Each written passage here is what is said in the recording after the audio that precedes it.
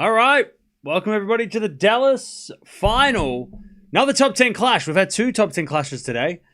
De Minaur took out FAA, and now it's Shelton versus Fritz. This is interesting. I've never watched... I don't think we've watched the Dallas tournament. Well, we haven't watched it this year, but I don't think we've watched much of it lately. We might have watched it maybe we watched it last year. Did we watch the final last year? Possibly. Can't remember. But, yeah. This is going to be an interesting one because it's really... They've played twice. It's 1-1, the head-to-head. But it's really a battle of who's going to be the best American. Last time they played was Canada last year, where Shelton got the win in straights. But let's see if Fritz can get a little revenge. They played way back a couple of years ago as well. Fritz got that win, but Shelton... Since Shelton has been... Shelton... they've only played the one time and Shelton got the straight sets win. So this is going to be really, really interesting.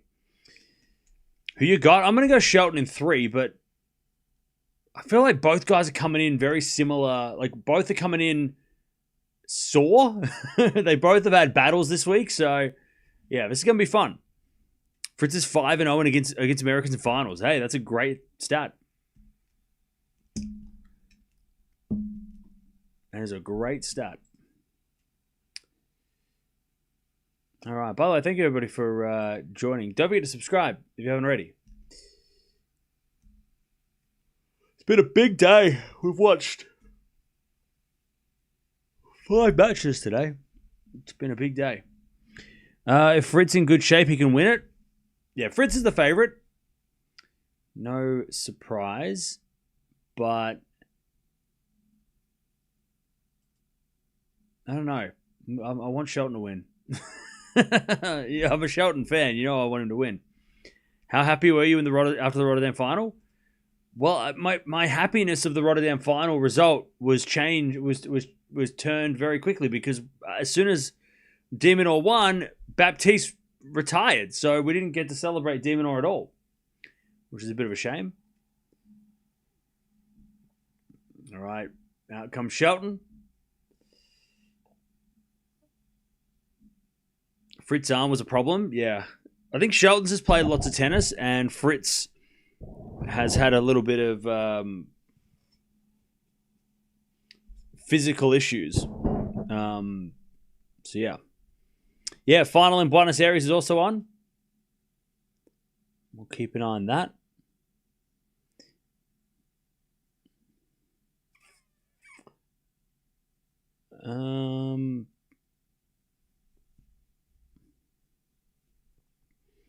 Where is Zverev playing? Zverev is not playing. He was supposed to play Rotterdam and he withdrew. And now he is not playing until Acapulco, I think. Yeah, he's not playing until Acapulco. So he's having a couple of weeks off. And then he's the number 1 seed in Acapulco. And then he'll go play Indian Wells in Miami. No, I think Zverev is fatigued. Oh, actually, no. Did he pull out of Rotterdam with an injury? I think he said, I want to say foot. I want to say it was a foot injury. Let me check. I can't tell. I think it was a leg injury.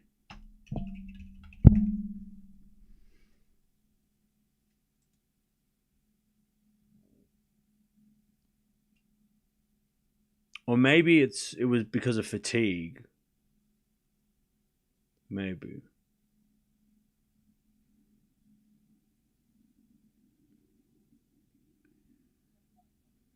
Ankle. Given the history of my ankle, I have to prioritize recovery and I can't take any risks. So he must have had like some ankle issue. So not an injury, but maybe just precautionary because of how physical he played in Melbourne. Now, here we go. Here we go. Cam spreading false info. Please explain yourself. What exactly did I say that was false? I'm sorry.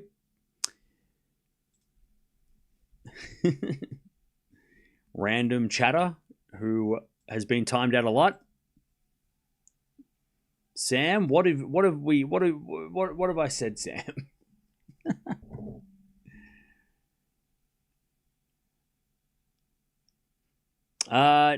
No, Rude's not playing, I don't think, until like Indian Wells.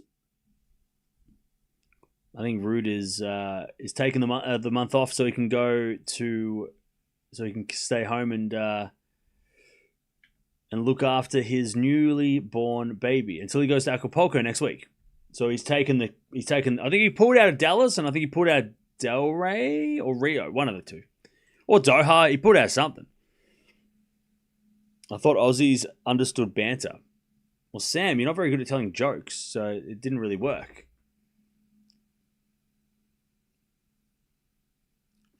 I feel like saying spreading false info, that's not, I mean, I don't know. Do you know what banter is?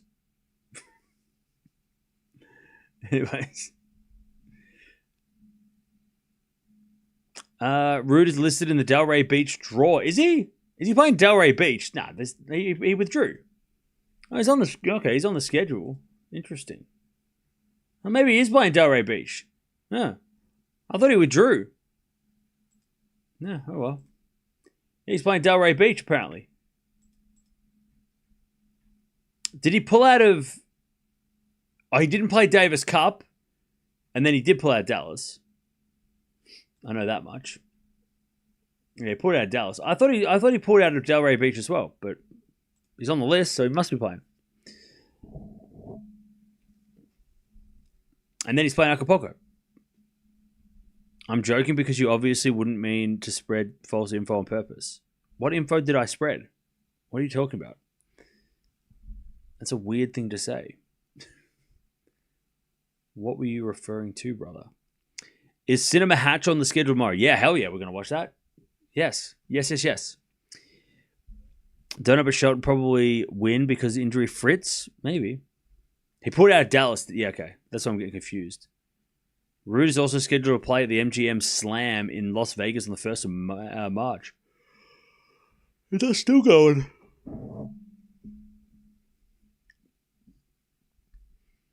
All right, here we go. Just warming up their last few serves. Shelton's weapons, obviously, his serve, forehand, and movement, according to the player insights. Team GB won their 3rd gold. Nice.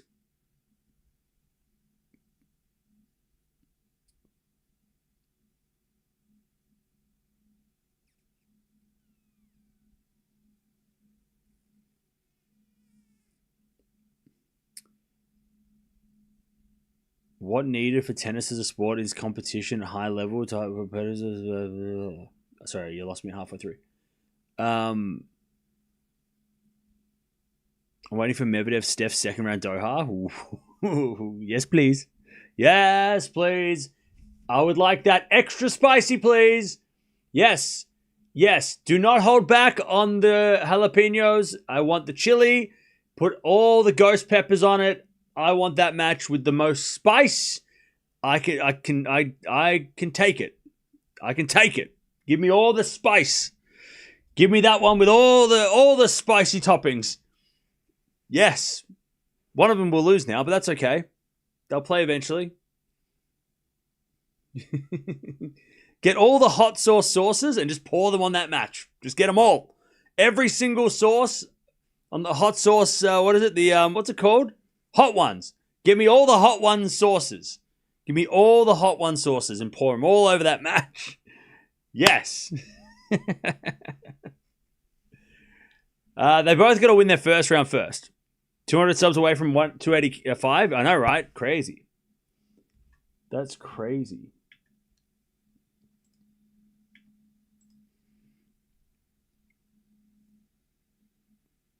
Hey, what's going on, Elaine? How you doing?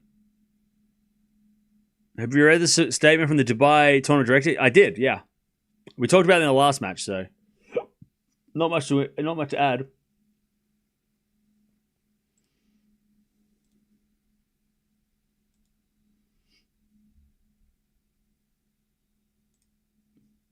All right, here we go.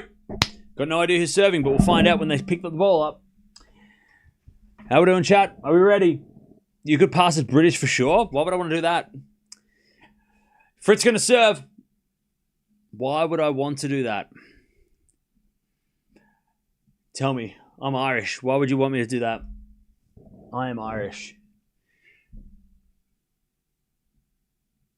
Who's winning this one, chat? Ben for the win? This reminds me of manifesting Nadal Djokovic Olympics. Wait, what? All right. Fritz with an ace to start. Cam, you were going to compare generations. We will get to that. We will get to that, chat. By the way, chat, in my spare time, I do tennis homework. Because why wouldn't I? Because, chat, you know what? Sometimes you just get an idea and you've just got to run with it and see what comes up. And I was like, what am I going to do for 2 hours? You know what I'm going to do? I'm going to make a spreadsheet full of numbers and figures. 30 love. We'll get to it, though.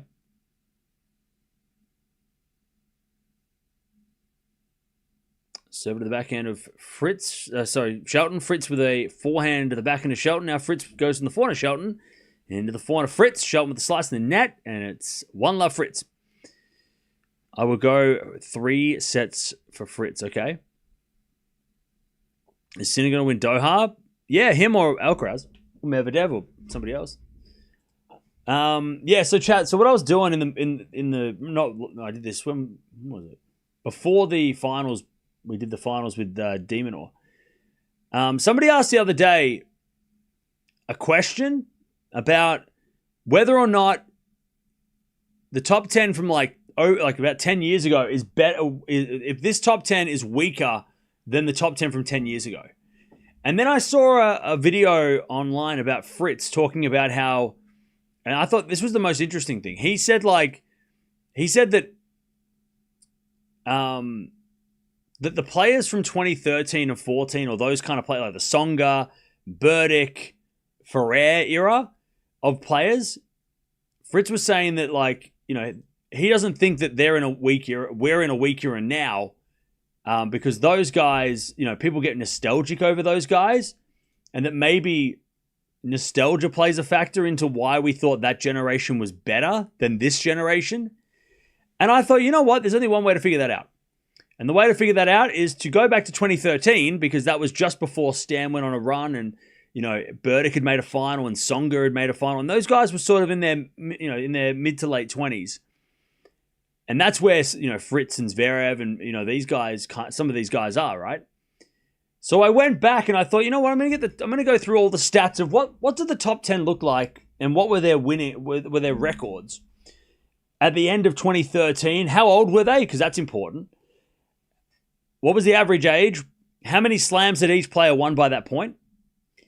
Also, finals, quarterfinals, semifinals in slams, 1,000 titles in general, and also win-losses against top 10, because I think all of that matters when we're comparing. As Shelton hits it out in his love 30, a chance for Fritz to get a break earlier. We'll get to that in a second. All right, love 30.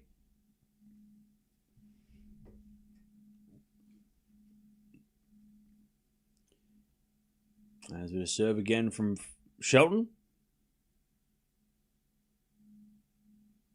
Into the backhand of Fritz. Return goes to the front of Shelton. Fritz can't get that one. Shelton puts it away, 15-30. And when I was doing this, self-imposed homework, it came up with some very interesting numbers. And a lot of things, because it's not just as simple as going, well, you know, I think that, Thomas Burdick is better than Fritz. So that's why it was better back then. Was he though? Backhand drop shot from Shelton. Fritz gets it back. Up goes a lob by Shelton. Fritz with a forehand. Shelton with the volley goes wide, and Fritz got break points, 15-40. Because, doing some research, Fritz has actually been pretty good. Actually. He's actually been all right. In comparison to players like Tsonga and Gasquet, even at Stan at 2013, he looks all right. Fritz, his records kind of stand up at 28 years old is the same as them. But we'll talk about that in a second. 1540. Shelton serves. Into the forehand of Fritz. Return goes to forehand of Shelton. Fritz wins the break. Shelton 2, love 2 down already. So one of the big things that I spoke about the other day, because somebody said this the other day, and I said, well, it's not fair to compare the top 10 now, because the top 10 now are younger than the top 10 were back in 2013. So the average age of the top 10 in 2013, end of 2013, right? In order from 1 to 10. 1 being Nadal, Djokovic, Ferrer, Murray, Del Potro, Federer, Berdych, Wawrinka, Gasquet, Tsonga, right? You look at that list and you go, holy shit, what a great top 10 that was. And in 2026, you look at that looks like that is a crazy top 10. And that's where Fritz was talking about how like maybe nostalgia plays a factor in why we think that's such a good top 10 now. Because that this top 10 that we have right now is not as good as that top 10. Right? Because if I name those players and I said that's a top 10, you would be like, what? That's crazy. But it's 2013. And 2013, a lot of those players were not quite what they were at the end of their careers, right? Stan was 28. He hadn't won a slammer yet. 28 years old was the average age of player back in 2013. Nadal was 27, Djokovic 26. The oldest player in the top 10 that year was Federer at 32. The average age of at the end of 2025, because I thought that was fair, 40 love Fritz. A17 is 3 love Fritz. The average age of the top 10 at the end of last year, and the top 10 at the end of last year was Alcaraz 1, Sinner, Zverev, Djokovic, FAA, Fritz, De Minaur, Musetti, Shelton, and Draper. Average age was 26. So in that stacked, crazy 2013 end-of-year top 10, they had 2 years extra time, right? Now, the reason why it's 26 now, if I take Djokovic out of that, the average age is 24 and a half. So Djokovic is bringing up the average, right? We've got 38. So the average age without Djokovic of the top 10 currently, with Draper instead of Bublik, we'll keep Draper in there for now, is 24 and a half. So again, even back in 2013, those guys had a couple of years on the current top 10. So we should really be judging this group of players in 2 years, right? When it's a little bit more fair. But we're doing it here anyway. So some of you are going to say, well, look, they had to play Djokovic, Nadal, Federer. Okay, well, these guys still have to play Djokovic. Most of these guys who are in their mid to late 20s had to play Nadal and Federer. So, yeah, they didn't play peak Nadal, peak Federer, but they still had to play them. So players that I thought were really interesting, and this is who I singled out, right? So I got rid of the big four because I'm like, you know what? The big four in both, I kept Murray in there, but the big four, or the big three, I got rid of Djokovic, I got rid of Alcaraz and Sinner, and I got rid of Nadal, Djokovic, Federer back in 2013. I kept the rest. Just to kind of get the right, an interesting number there. Because, again, Wawrinka hadn't won a slam yet. Delpo had won one. Murray had won 2. He hadn't won his 3rd yet. But the average age was still 2 years ahead. So they were still older. So, again, before we start judging, this current group of players as a weak generation, we've got to remember that they're 2 years behind on average, right? But then I thought, you know what, I'm gonna single out Fritz because Zverev actually has ridiculous stats. If you compare Zverev to any of those guys outside of the top, the big four, if you put Zverev up against Berdych, Zverev's had a better career to 28 years old because they were both 28 when I'm looking at this times, right? If you put Zverev up against Wawrinka in 2013, Zverev's stats at the end of 2025 are way better. 15 quarterfinals of slams, 9 semifinals, 3 finals. Wawrinka in 2013, up to 2013, only had 1 semifinal from 4 quarterfinals. He didn't have a 1,000 title. Zverev's got 7. So Zverev basically, if you take out Murray, the only guy that Zverev really competes with is maybe Ferrer, But Ferrer only made one final into 2013, and Zverev has more titles up until this point. So Zverev absolutely shits on anybody from 2013 except for the big three and Murray. Because obviously, right? But even then, his stats with Murray are pretty close too. The difference is Murray won slams and he hasn't. 3-1, Shelton's got the game. But if you put Fritz, who is a little bit more of a more interesting case. Because I think, Chad, if I ask you the question, Fritz's career at 28, or Tsonga, or Berdych, or Gasquet, or even Wawrinka at 28 years old, at the same age, who would you pick had the better career? Fritz at 28, or Berdych at 28, or Wawrinka at 28, or Gasquet at 28, or Tsonga at 28? Which one would you go with? Who would you want to go with? At 28 years old. By the time they got to 28, Gasquet was 27, but we'll say 28 for the sake of this speech. Who would you pick out of those guys would have had the best career so far to this point? Because Fritz is 28 right now. So we're ranking Fritz right now against those guys. Tsonga? Stan? Because this is where the nostalgia thing comes in that Fritz was mentioning in this interview that I watched. Because we all probably go, but Stan won 3 slams. But no, it wasn't before. It was after that he did. But in 2013, he hadn't won anything. 2013, he wasn't Stan the man. He was Stanislav. It was Stanislas, right? He hadn't done anything yet. He hadn't become the man yet. That was a month later when he won the Australian Open. We're doing pre-Grand Slam Stan, which was 28 years old, which is what Fritz is right now. 30-15. And he hasn't got a slam either. Tsonga, Fritz. Okay. So Fritz, to this stage of his career, at the end of 2025, he has made 7 quarterfinals of slams, 2 semis and a final. He's won 1,000 title and he has 10 titles to his name.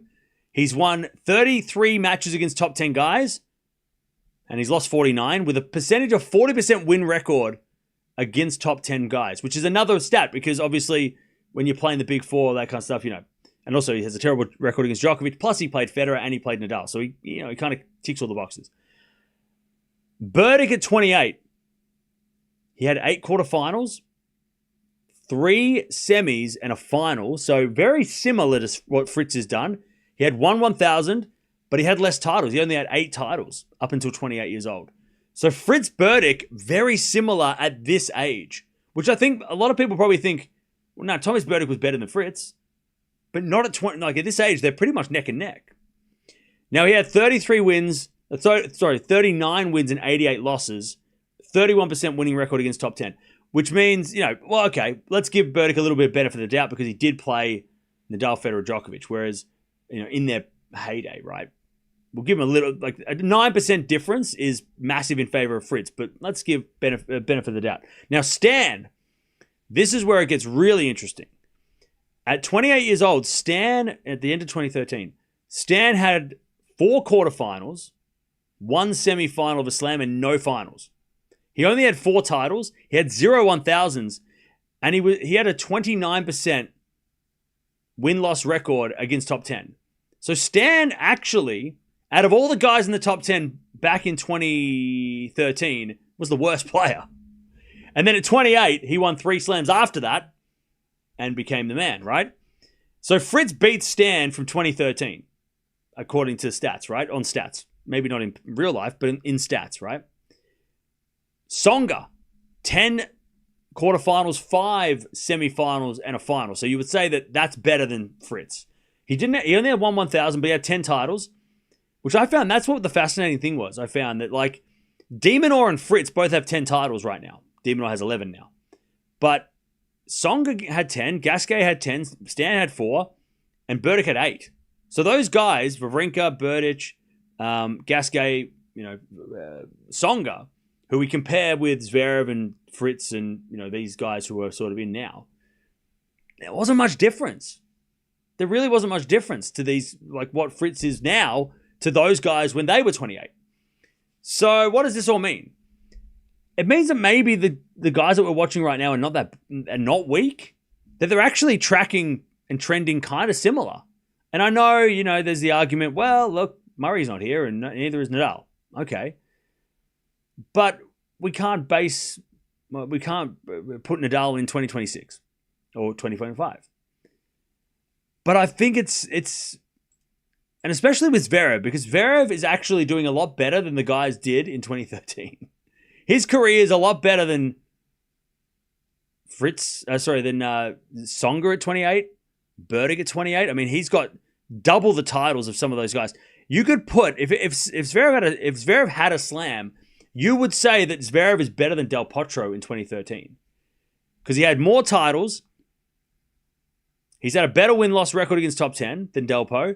But the only difference that Delpo was also younger at 25, but also he had a slam. If he didn't have a slam, you would say that maybe Zverev had a slam, you would say that Zverev is better than Delpo from 2013, which is kind of crazy because we all look at Delpo, as we should, as one of the ones that stole a slam in that generation, right? Or one of those, one of the guys that could have won more if he wasn't injured. All right, 4-2. But yeah, it is interesting to see these kind of stats because the big ones are definitely, for me anyway, the big one is that this top 10 are younger than the top 10 of old, the 2013 top 10. So we've got to be a little bit more patient with these guys. That some of them, Shelton, Shelton, Musetti, Draper, even FAA, they're only just hitting 25, 22, 23, 24. 25. So we've got to give them another year or so, or 2 years, before we start judging them as weak, right? Because who knows? We saw that Djokovic beat Sinner. Zverev nearly beat Alcaraz. Maybe this is the year where one of those guys disrupts the pattern, or they don't, they don't win a slam, but they don't allow Sinner and Alcaraz to dominate as much as they have. Especially someone like a Musetti or a Shelton, right? And Draper. Those three guys are on the list of players that could go on and, do something. 30 love. Yes, Zverev also has a gold medal. Exactly. Which is, Delpo had a bronze medal up to that point. All right, 30 love. But yeah, I just found it really interesting to kind of go through and go, okay, well, what did the 2013, because the 2013 top 10 is full of killers, right? I mean, if you look in hindsight, most of them have retired, and you look at their careers. Tsonga had a great career. Berdych had a great career. Obviously Stans had a great career. Delpo, Murray, Ferrer. But if we wind back the clock a little bit to when they were the similar age to the guys that we're watching now, where were they at the same age? Where were they at 28, 27 to kind of get, to at least make it a fair comparison. It's not a fair comparison to get 40-year-old Stan and compare him to a 25-year-old Auger-Aliassime. That's not fair. That's 15 years of difference. You're giving Stan a 15-year head start or a 15 years more, right? So, yeah.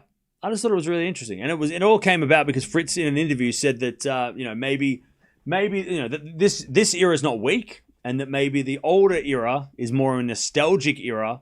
We're nostalgic for the Tsongas, and we want to see a Berdych, and we want to see. I mean, to be honest, we've got a Berdych. His name is Zverev, right? In fact, we've got a better version of Berdych because Zverev is better than Berdych or Berdych if we look at the stats, right? To this point, Zverev is a much better player. We got Medvedev, we didn't even add in that list. He would have definitely skewed, and he could be the Delpo of what we got now, right? Yeah, okay, he's not as competitive, he's not as threatening as Delpo was every single time the Delpo played, but I mean that could be the 2025-6 version of Delpo, right? Is the Medvedev. We got Medvedev, right? The 2020s Delpo, right? Fritz could be one of those guys. Maybe Fritz is the Tsonga or Gasquet of this era. But then again, Gasquet unfortunately didn't have as many achievements as Fritz. Fritz has been to a Grand Slam final. He's won a 1,000 title. He's been very competitive, more so maybe than Gasquet was at that age. So yeah, so it's just I wanted to do it as an experiment for myself, not to prove that this generation's is actually pretty good. I just wanted to see, okay, what do the numbers say? Love 15 as Fritz hits a winner. Like, is this generation actually worse? Or are we just remembering fondly the memories of Ferrer? And are we remembering, how good Stan was? And but again, in 2 or 3 years' time, we could have a Wawrinka, right? A Stan type win 3 slams unexpectedly, right? Maybe look, let's use Fritz because we're watching him. Maybe Fritz wins 3 slams in the next 3 years, as Stan did, and we didn't expect it, right? He's competitive against Alcaraz. At least he has been competitive against Alcaraz in the last 12 months. Maybe he's the one that can beat, like Stan beat Djokovic. Maybe Fritz can beat Alcaraz and steal one of those. Who knows?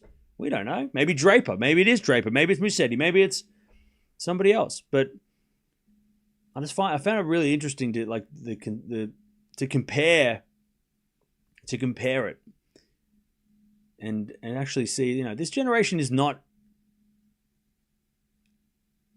that far off what the generation, that 13, 14 generation was. As Fritz is out on the return. Anyways, there's my TED Talk, and hopefully you enjoyed it. 5-3.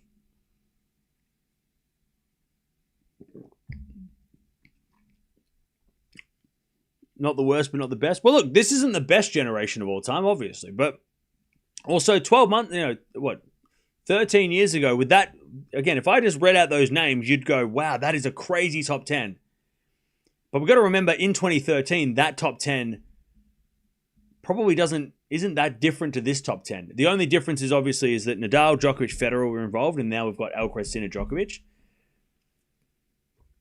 And if Zverev had a slam, this top 10 would probably look a lot different, as it did when Del Potro had won a slam back in 2009, right?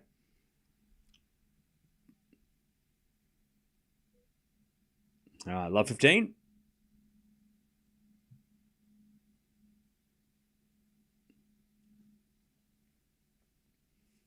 Because there's been a lot of discussion. A lot of the ex-players have come out and spoken about how it was harder back in the day. And look, it might have been harder.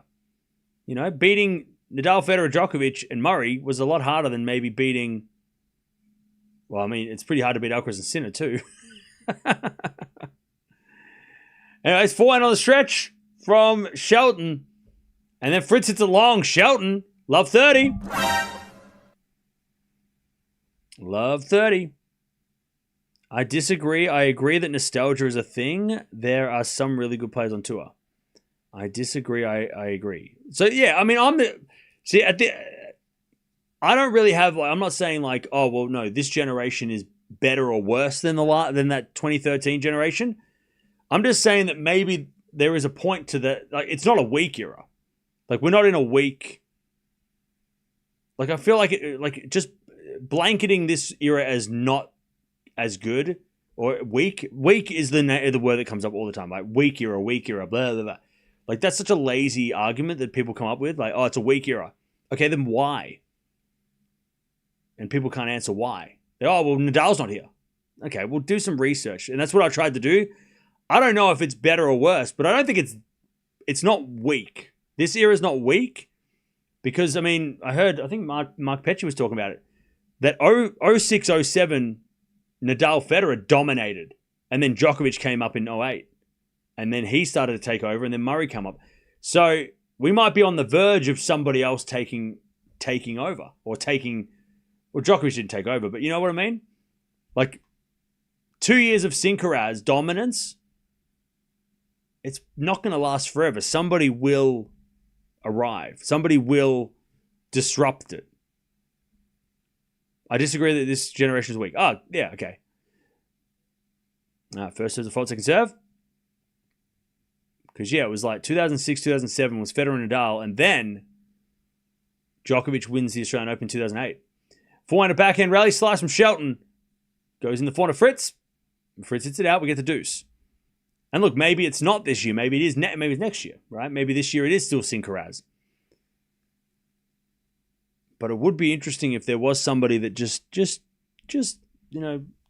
took a slam this year that was not Sinner or Alcaraz or Djokovic.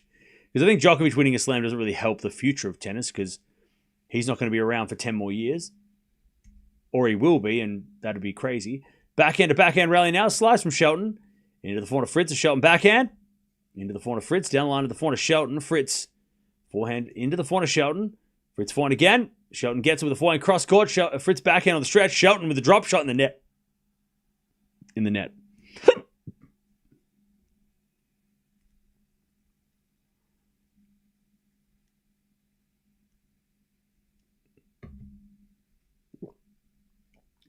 All right, advantage Fritz.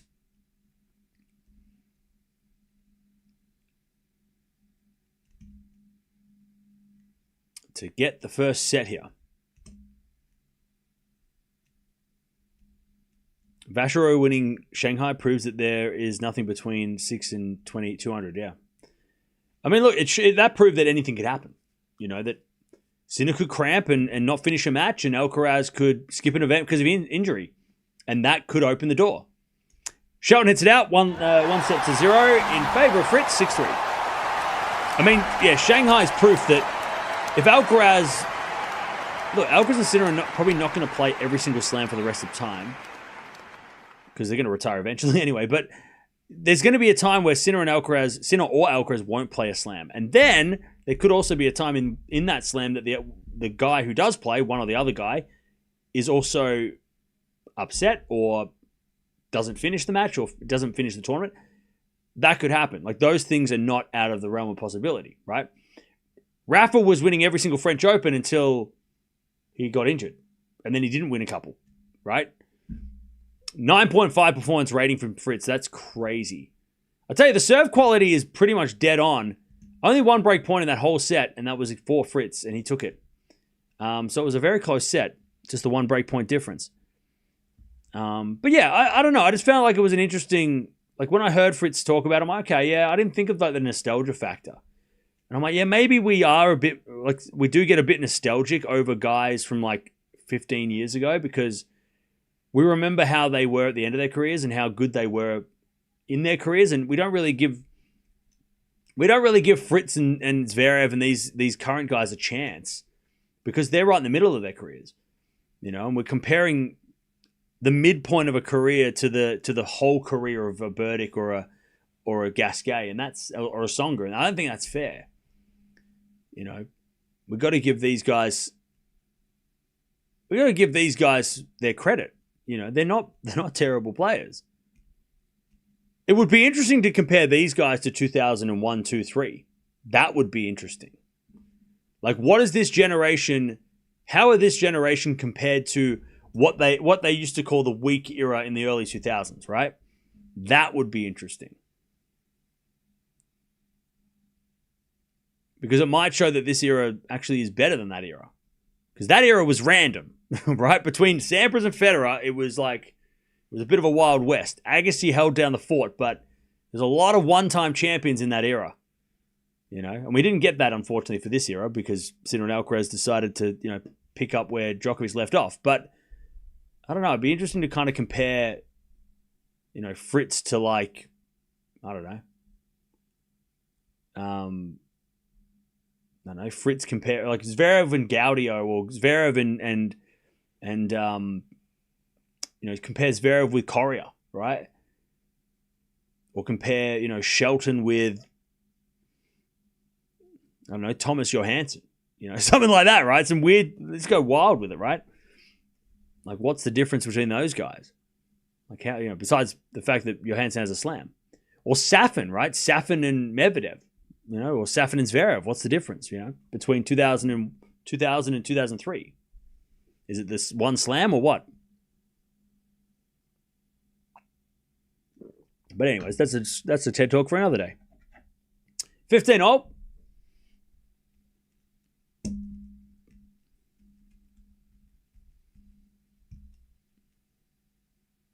As with a serve now from Shelton. He's an ace down the tee, 30-15. I do think, it's funny because I think I think the word weak era that gets thrown around for this, or weak top 10, I reckon it, and maybe you can tell me, Chad, if you feel like this. Maybe it's a frustration. People will get frustrated, not because they're frustrated at Fritz, because he's not beating Alcaraz or Sinner, or they're not pissed off at Zverev. They're just frustrated that there is two guys dominating. Because I know I feel that a little bit with, coming off the GOAT era where Djokovic, Federer, and Nadal didn't give away anything, really.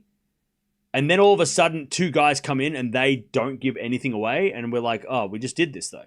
Like, I find it a little bit annoying because I'm like, it would have been nice to have like 1 or 2 years where we would have a one slam champ, right? A random champion. It would have been nice.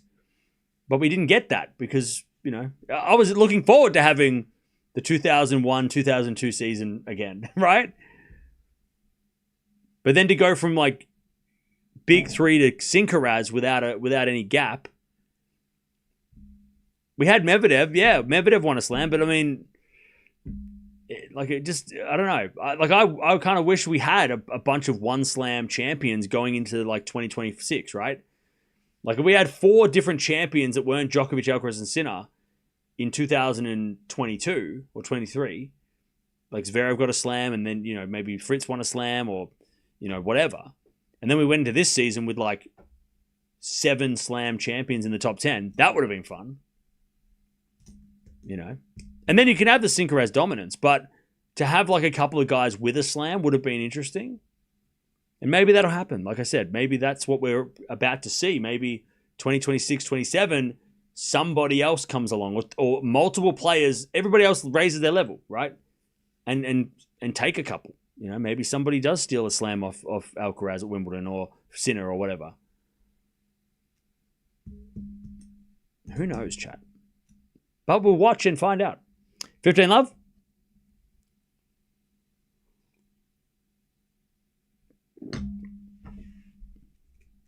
As Fritz serves. Into the forehand of Shelton. Fritz forehand to the backhand of Shelton. Shelton hits it out. 30 love. The ATP is not exhilarating. WTA, bring it on. Yeah, well, that's it, right? I mean, as good as it is to watch Sinkeraz, unfortunately, like the rankings, the drop-off is steep when it comes to interest outside of Sinner Alcaraz. And we found, and I can testify that to right now, because right now we're watching a final between 2 top 10 guys, and there's 500 people here. So, and we watched the Mboko Mukova match with 2 players outside the top 10, and it had way more. And okay, that was a final of a 1,000. I get it, but still, this is a big final. Same with Rotterdam. That was a big final too. But I mean, even if we look at Abu Dhabi final, I think the Abu Dhabi final was probably more interest in that than this, which is weird because that didn't even have a top 10 player, and Bielek was like a young gun who was coming through. So the fact that like Bielek Alexandrova is outperforming Fritz and Shelton, that is crazy. That's crazy. Like that's actually crazy. So the WTA, that's proof that the WTA is more interesting at the moment for people. Anyways, Fritz holds 1-1. Dallas is not well publicized tournament. But it's not about the publicized tournament. It's about the players who play. Like, if you told me at the start of the week Shelton and Fritz are going to play on Sunday, most people would have been like, wow, that's a big match. Let's go. It's not about the tournament going to the tournament. It's not about Dallas. It's about the matchup. But people aren't, it seems like, people aren't as interested in Shelton versus Fritz, like I said, as they are about a young player from Czechia versus Alexandrova, right? Which is, again, mind-boggling, to think that Fritz and Shelton is not interesting enough for people to watch. But again, I think it's because of Sinkeraz. Because at the end of the day, like I said in the last match, in the back of my head, I'm like, this is a great final. But can they beat Sinner Alcaraz? Because Sinner and Alcaraz aren't here, and are they just playing for seconds? Like, again, same with FAA Demonor. Like, that was great. Good for Demon. But can he do that against Sinner and Alcaraz? No, because we've seen that and it didn't work. So I think that's the biggest thing right now, is that like even top 10 clashes are not as interesting because Sinner and Alcaraz are the only thing that matters right now. And if you can't beat them, then there's no point. Like, there's no point in paying attention because there's not, like, everybody's playing for seconds. You can win tournaments when they're not here, right? Rotterdam, De Minaur won Rotterdam. Alcaraz pulled out though. Dallas and no Sinner here. Next week will be an interesting one with Sinner and Alcaraz playing in Doha. Who can take, if anybody can take that besides them, that would be interesting. As that goes out by Shelton. And it's 15:30. Every sport needs superstars. Superstars are great. And the WTA have superstars. But they don't have superstars that are not giving anything away. Like on the WTA, there are a handful of players, if not 10 players, that could win a slam. Right? On the men's side, it's 2 guys. And maybe Djokovic. And that might not be good for the short term. Long term, it's going to be great because we're going to see records and stuff. But short term, in the next like year or so, it makes it very hard for the rest of the tour to be interesting. Until they start to get disrupted, until somebody comes along and goes, you know what? I'm sick of you guys winning everything. Give me that trophy. 30-40, and maybe Shelton's the guy, maybe Draper's the guy, maybe Runa comes back and with a new lease on life. Maybe it's Feast, maybe it's Fritz. Maybe he, takes his game to a new level after 28, like Stan did, right? Maybe it's Zverev. He figures it out. As the return goes out by Fritz, and we get the deuce. Cam's having Sinkeras fatigue. No. It's not about Sinkeras fatigue. It's just more like, how do you generate interest outside of Sinkeras? If Sinkeras don't play, as we get a lovely serve by Shelton out wide, like how do you promote the rest of the top 10 when Sinkeras aren't around? Because people check out. So it's not about me having fatigue. It's about like, how do you make Shelton and Fritz interesting? As he serves another ace there, Shelton leads 2-1. Now, you know what I mean? Because that's the problem that's happening at the moment. When Sinner and Alcaraz play, it's great. When they don't play, nobody cares. That's the problem.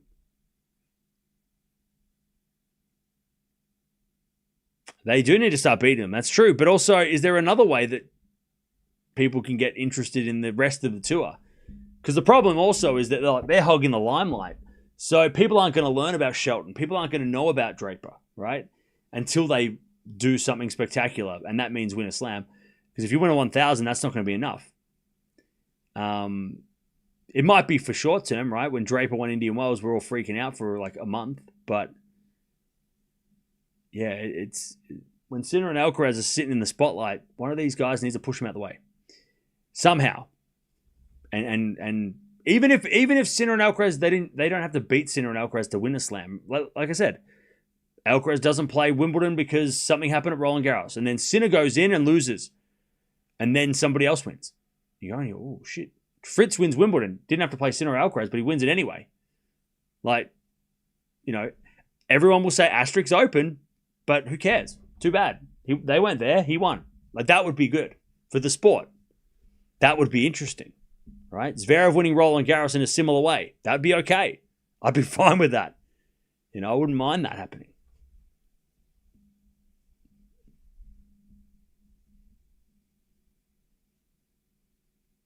No one is currently capable of beating the top 10 at 2 in the men.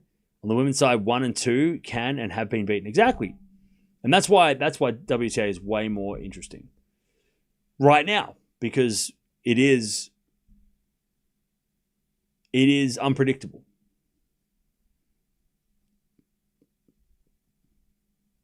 Yeah, we need a Del Potro. Yeah, Del Potro to come in and just start like rolling heads, or like Delpo, Tsonga, right? Those were the guys. If we're going back to those guys, those were the guys that that bullied their way through Rafa, Like, they were the ones that stopped. Those guys were a couple of the guys that stopped us getting Fidel finals every time. Especially Delpo and Tsonga beating Nadal. They would bully Nadal. Right? I remember when Delpo beat Nadal in the semis of the US, right, to make the final. And then, obviously Tsonga beating Nadal in Australia back in 2008. Like, where are those guys? But then who's the Nadal? Is it Sinner or Alcaraz? Because those guys, they don't play like Rafa. Those aren't really Rafas. Rafa would, on a fast court with somebody hitting the ball flat would get in trouble. Sinner and Alcaraz don't get in trouble by those guys, those type of players. So where's the Soderling, right? But it's weird because, I don't know, a super aggressive guy. I don't know who that would be. That's unpredictable. That could beat Sinner and Alcaraz, or one of them. Anyways, Fritz holds 2-0. Maybe like a super aggressive player who has a field day against maybe Sinner. Like that, we've seen that happen, but then again, that doesn't happen as often as we think it would. Like Bublik is like that person that could do that, right? But or Runa, right? Whatever. But anyways.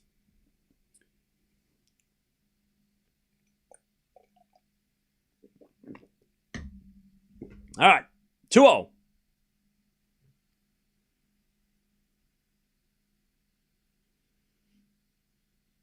Shelton serves the corner. Fritz hits it wide. And it's 15-love.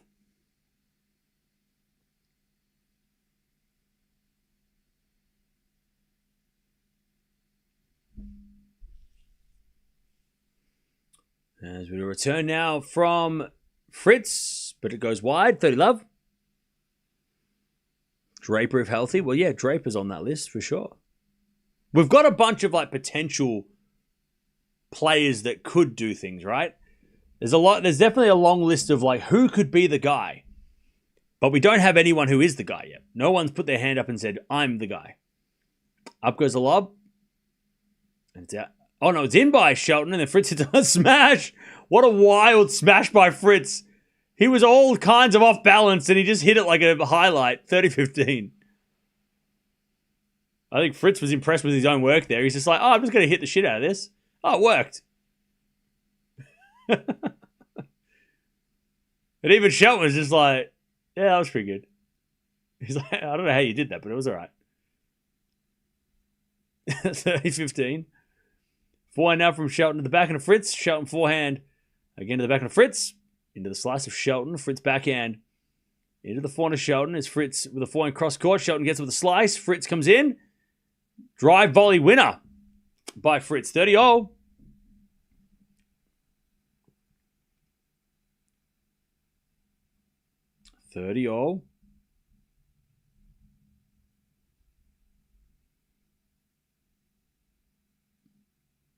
Soderling was an a-hole. Tour has too many nice guys. You know why the tour has too many nice guys, right? You know why everyone's so nice on the tour, right? Compared to what they were back in the day. You know why that is, right? It's pretty obvious, right? What's the big difference between 2009 and 2026? No, it's not fines. 4 now, winner there by Shelton, 40-30. It's social media. If Soderling was around now, you know how much shit he would get? And he's, by the way, chat, Soderling, very interesting case. Sad the way he retired, but dealt with a lot of personal demons himself. You add social media into that mix, that poor guy wouldn't have stood a chance in 2026. But back then, you could be like that because, social media wasn't really that big of a thing, right? Whereas now, any of the guys, but they celebrate too much and people get shitty online. Shelton celebrates and people are like, oh, I don't like that. He's the worst guy. People are cruel for no reason and that's why everyone's been so nice, because if they're not nice, the whole world gets pissy at them, and that's not fair. That's not fair, really, right? I mean, Shelton doing this, and then a whole section of the internet gets, angry at it, right? That's crazy. when that doesn't really hurt anybody's feelings, really. But, Alcaraz, he says vamos one too many times, and a whole section of the internet goes fucking crazy. And, he's arrogant. So no wonder they're all trying to be nice and friendly so they don't get the backlash that the internet has, But they can't be off social media because it's part of it's part of the whole thing, right? So, yeah. So you can't really be an a-hole. Kyrgios has tried, right? He's tried to be that bad boy. And he's trying to, make peace at the end of his career, right? And try not to be as outrageous, But yeah, no one really has that. I think Feast is one of Feast and Runa, especially Feast. I think Feast is one of those I don't care kind of guys. He's definitely saying things that he's I don't even watch tennis. I just watch Shelton. He definitely he doesn't give a shit. We need more of those people. Because I agree, but also genuinely, I think they're more friendly too. They are actually friendly with each other, but but also that's a product of the GOAT generation, learning from Rafa and learning from Roger, right, and being rivals but friendly rivals. I would love Alcaraz and Sinner to have fights. If Sinner and Alcaraz had beef, I would be all for it.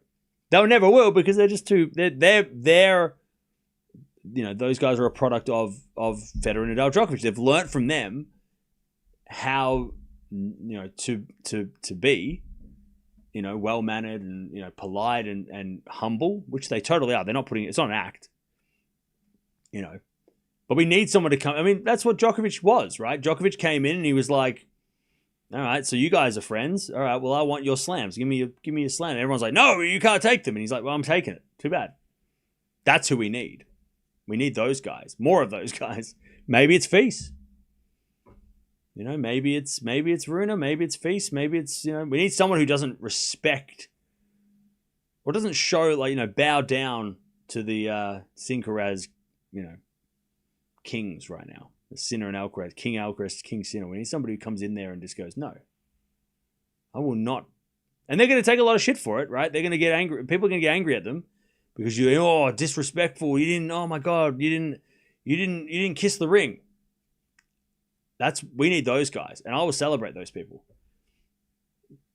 because those are the people that don't deserve that hate because they want what Sinner and Alcaraz have, right? We can't. If we start chopping those people down, they're never going to win.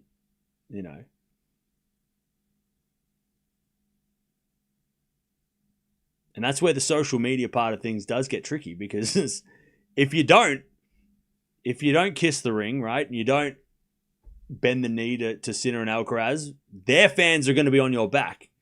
And if their fans are on your back, that's a lot of pressure you got to take online as well as on the court. And then you're going to get, it's going to bleed in sometimes over on, when you're playing in front of certain crowds or whatever. So, the social pressure of being nice, and respectful is at an all-time high.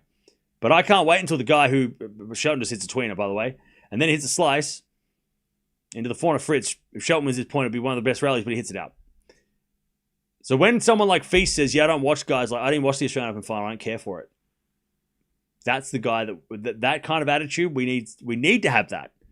We can't cut that down. We can't beat that out of him because that's what is going to get you to beat Alcaraz and Sinner.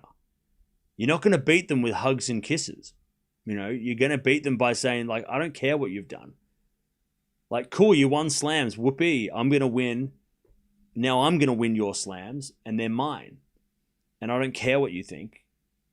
That's the only way you're going to win slams. You're not going to win slams by calling Alcaraz a goat. Ace out wide.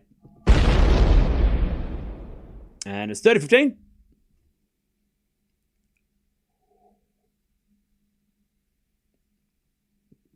But it is going to come with backlash.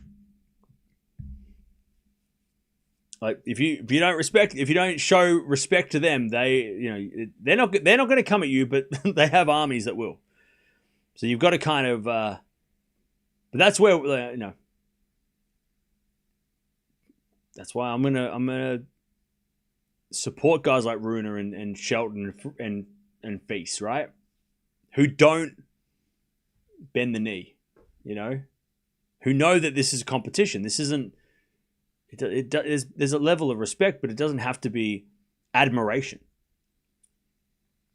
Backhand goes in the forehand of Fritz. Backhand out from Shelton. 30-all here. Fritz might get this break. This match going quick, and I've been yapping way too much. I'm sorry. Backhand slice. Into the forehand of Fritz. To the backhand of Shelton. Shelton hits it out. 30-40. 30-40.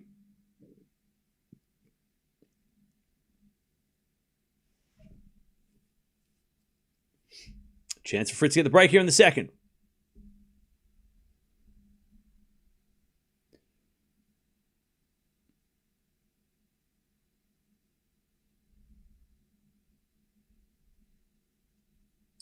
Shelton with an ace. Nice. All right, deuce.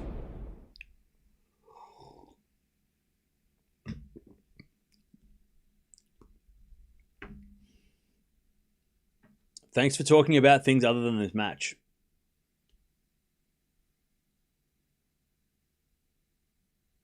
You're welcome. First to the fault. If you want to watch this match, you should get Tennis TV. Just saying. And then you can have a discussion with us and also watch the match as well. Forehand goes in the backhand of Shelton as we get a backhand for Fritz cross court. Shelton forehand into the backhand of Fritz. Shelton backhand slice. Fritz with a forehand slice into the forehand of Shelton. Fritz forehand. Again to the forehand of Shelton. It's Fritz with the slice forehand in the net. And Shelton gets to advantage. Shelton is fired up here. I love it. All right. Advantage. Advantage Shelton.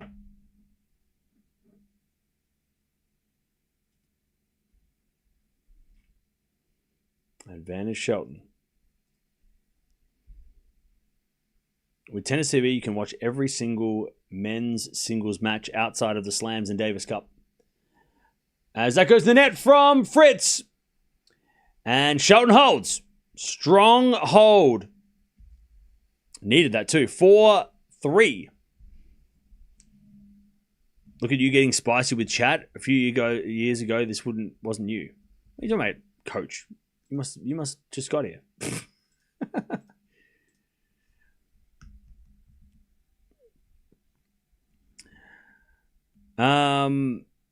Mutea's not that bad. I've met him. Oh no, I'm not saying that people that like that don't the players that like are not afraid of Sinner and Alcaraz, like Mutea is not afraid. I'm not saying they're bad people. I'm just saying that they need to be. They will get backlash because that's just how the world is. Like if you don't, you know, if you're outspoken, people are gonna come for you. You know, if you say, I didn't watch the Australian Open final, so I don't care who won, people are going to be like, well, you are rude. You should be watching Alcaraz's every move. He's a generational talent. And we will. But Feast doesn't have to. We'll do that.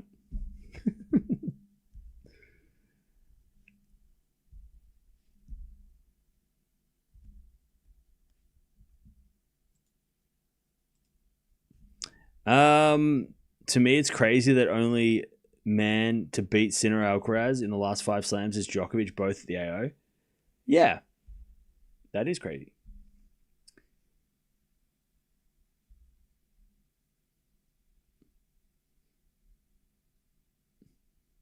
I'm usually outspoken at my pay review. Not helped though. I have no idea what that means. Oh, you're talking about like your pay review interview, like at work, and you don't get paid. Rise, that sucks. How much is the match? How is this match almost over and Buenos Aires is still in the first set? Because Buenos Aires on clay, so it's slow. So this match is going 3, so it's definitely not over. 4-3. Shelton's going to win 3, like I told you, so it's fine. This is not over. It's just getting started. 4 now on the stretch from Fritz. That goes out, love 15. Love 15.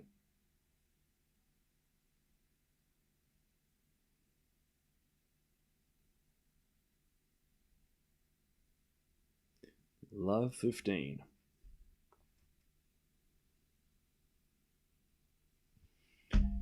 Yeah, so tomorrow in Doha, we're watching Sinner.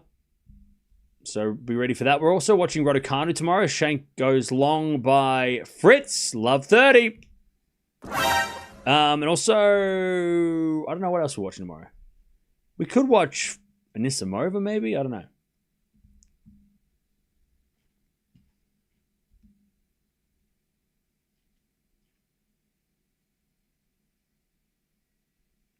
All right, as a return goes short, into the front of Fritz. Passing shot from Shelton's a winner. Whoa. Love 40. Shelton's like, come on, everybody, give me some love. Love 40. Shelton to get the break here. Love 40. What a passing shot.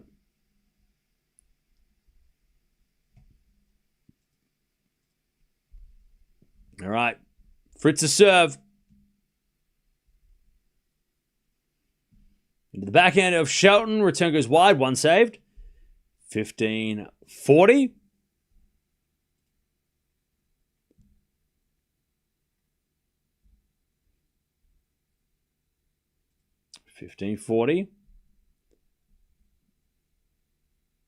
Serve again. Still break point here for Shelton.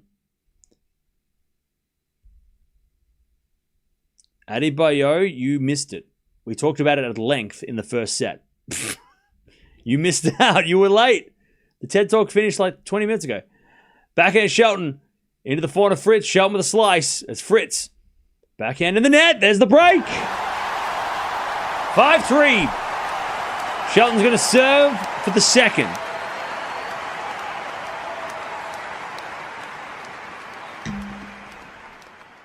All right. Also, Chad, to add to the whole everybody's really nice to each other, we need players to not like each other. Not everybody, but we need those kind of rivalries because that's what the WTA, because I don't know why, but that's why the WTA has so many more interesting rivalries because there are people that genuinely don't like each other on the WTA. On the ATP, even Medvedev and Tsitsipas are starting to be friends, and I hate that. I don't want that. I don't need them to be friendly. We need players to not get along because it does add thing. It adds a level of interest to matches that maybe nobody cares about. But if everyone likes each other, then it's all about the tennis, and that. Sometimes it's better when it's not just about the tennis. Anyways, 4 now from Fritz. Up goes a lob volley by Shelton. Too good. 30 love. It's not about wanting drama. It's just having if there was two guys that just didn't like each other. Even if one guy was so much better than the other, it just adds some interest. Because they're just not friendly. And also, the guy who's better might get annoyed at the guy that he doesn't like, and that could affect his game. So, it could also have an impact on the match. As Shelton shanks it wide. I mean, I remember when Burdick and Nadal weren't friendly. I remember when Nadal and Soderling didn't get along, right? Remember when Federer Wawrinka had a run-in? Even Federer Djokovic, that rivalry to start with, it got a little bit more respectful at the end, but in the middle of that rivalry, that was so fun when there was a little spice. There's a bit of slice in the net from Fritz, 40-15. Yeah, Medvedev and Zverev, when they had their little run-ins, right?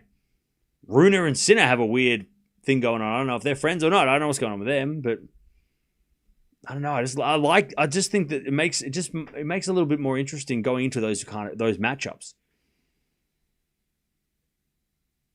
Anyways, we're going to a third because Shelton's serve is massive and 6-3 Shelton second set. By the way, there is a new rivalry that is brewing between Greek Sport and De Jong. Or is it Greek Sport versus the Netherlands? I don't know. Greek Sport versus every Dutch player. I don't know what it is. Greek Sport versus the nation. That's what it seems to be. We are going 3.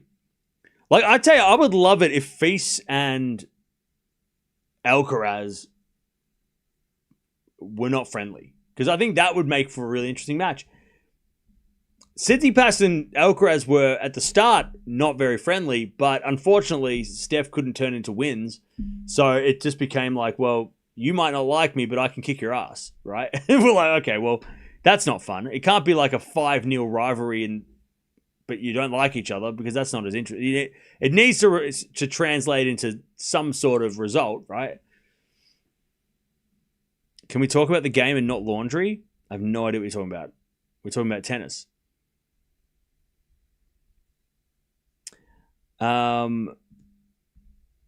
Remember Draper FAA issue? Was that the double bounce thing? Yeah, but I mean, I don't know if that lingered. I remember when like Murray and Delpo weren't friendly. That was crazy. I saw a clip the other day with Stan and Tsonga going at each other at the change of ends at an Australian Open. I was like, where's that shit happening? Why don't we have that in the top 10 anymore? Where's the Musetti versus, I don't know, Zverev back and forth? I don't know. Like, where are we getting that stuff? You know what? When Djokovic leaves, maybe that's when everyone will start, like, you know, getting angry. That's when Djokovic goes away and people don't compare, you know, the attitude of like everybody's, you know, people start just like people just start going at each other. When the greatest player leaves, maybe that's when people will start trash talking. Never seen FAA angry. I've definitely seen FAA. When was FAA annoyed? There was definitely a recent time where Felix was annoyed at somebody. Does anybody remember who it was? Was it the end of last year? There was definitely like an FAA versus somebody, and FAA wasn't happy with something that somebody did. I can't remember what it was, though. Somebody remember in the chat. Anyways, good winner there from Fritz to start the final set. 15-love.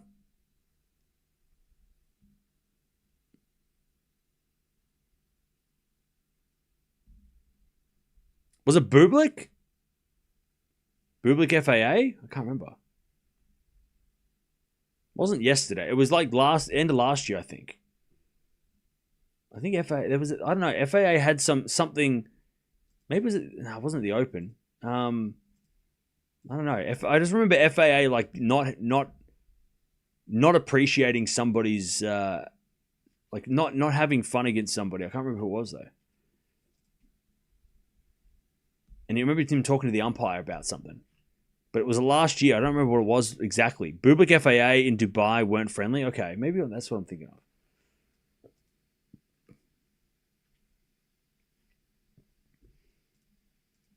All right, 15-0. There's a default second serve.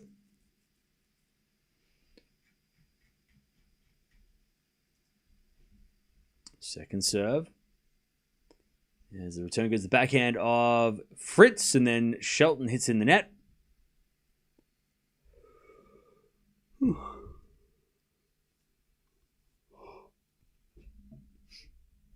30-15.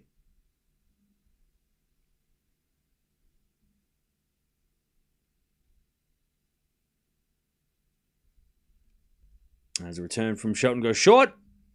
And Fritz goes straight to Shelton's forehand. Then Fritz with a volley. Too good. 40-15. What are my ideas on Dimitrov with Nalbandian? I don't know, but I just love that Nalbandian's he's going to be back in the spotlight. I can't wait to watch Dimitrov play just to see Nalbandian in the box.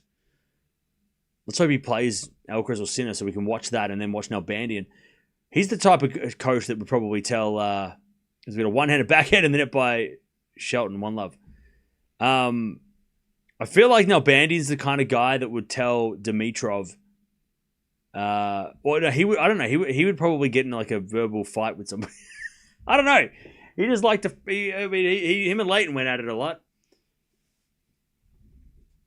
But yeah, I like to see Nalbandian back in tennis. It's gonna be good.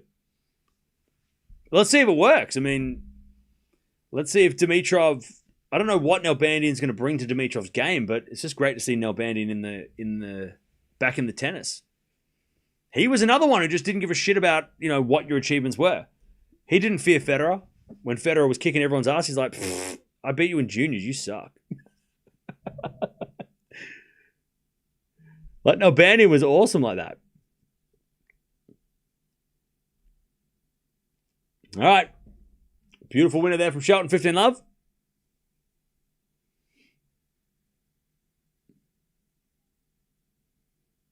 All right, 15-love.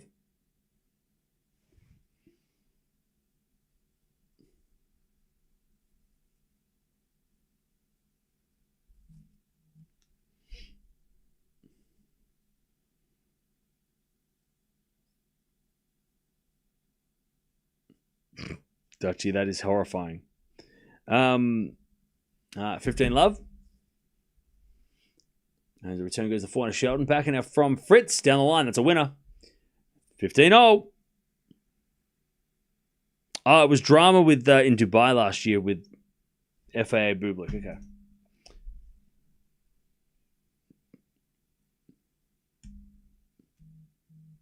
Cerundolo's winning in Buenos Aires. Nice.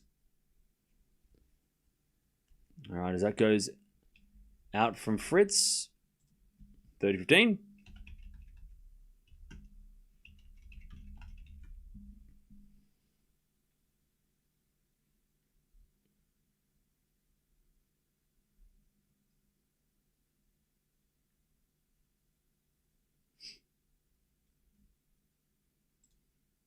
All right, 30-15. Good second serve from Shelton. Fritz with a return. Shelton with a slice and Fritz back in the net, 40-15. Hey, thank you, Jardel, for the super stickers. Appreciate that. I love Black Cats. All right, 40-15.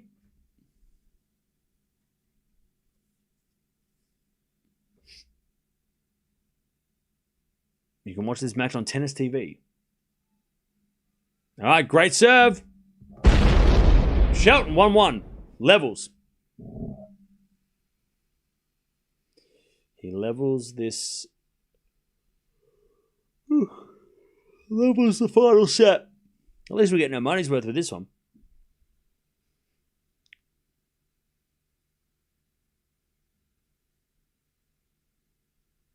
All right, 1-1.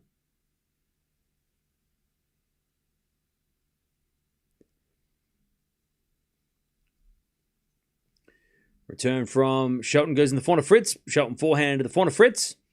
Into the backhand of Shelton as Fritz backhand. Again to the forehand of Shelton as Fritz. Forehand into the backhand of Shelton. Again the backhand of Fritz, but Shelton overhits it. And it's 15-love. By the way, when's the NBA All-Star game on? Or did they get rid of it forever?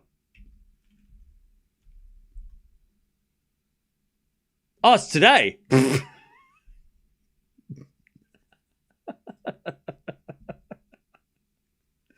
What are the odds? What are the odds of that? That's crazy. What the hell? Anyways, back. What the hell? Volley from Shelton. Fritz with the back end of the net. It's the 15-0. Jeez, that was what a coincidence. That's crazy. Because I just watched a video about it before. Maybe that's why I saw the video. YouTube's telling me things.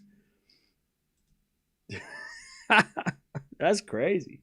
New format? Nah. Stars versus the world? Okay, so they're going with the okay. Well, what is it? Stars and Stripes round robin. What the hell does that mean? Why they changed the format? Just do East versus West. Go back to what it was. Just do East versus West. East versus West. Come on. Go back to what it was. We don't need to be they've messed with it's like the Davis Cup. They've messed with the format too much. We can go back. We'll just go back. Just go back to it. Don't do round robins and shit. It's not soccer. Forehand cross court goes long from Fritz, 15-30.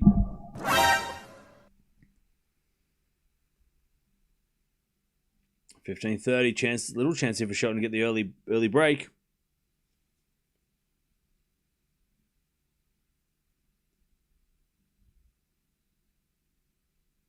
$15-30. First serve default, second serve. They're trying to get players to play hard again. Yeah, they've got to make it incentive then. Changing the format doesn't help. No fouls. Forehand winner. Forehand winner for Fritz, 30-all. I don't know. They're going to make some incentive.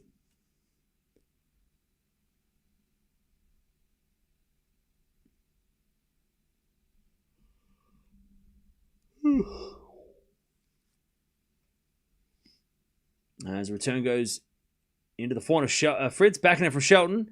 Again, the forehand of Fritz is Shelton, forehand. Into the Fritz backhand. Shelton, forehand goes down the line. Fritz gets it with the forehand down the line. That's a great shot. Shelton slices it back. Into the forehand of Fritz is Shelton, back in the rally. With the backhand to the forehand of Fritz. Again, backhand slice now of Shelton. Fritz forehand again to the backhand of Shelton on the stretch. But no, that goes out by Fritz. Shelton with a break point, 30-40. 30-40. Break point final set for Shelton. I tell you, these guys are playing super aggressive. And super, like, they're hitting the ball hard.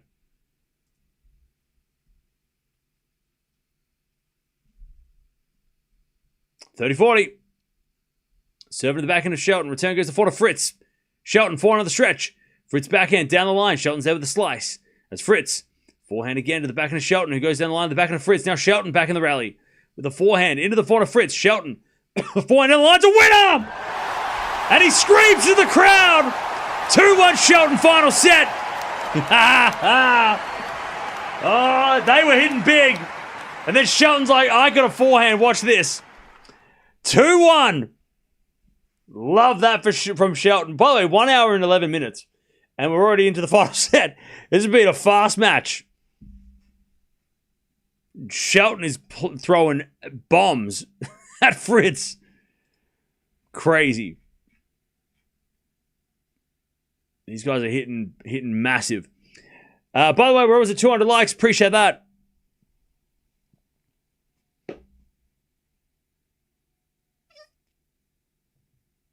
How much do these tournaments mean if Alcaraz and Sinner aren't there to be beaten?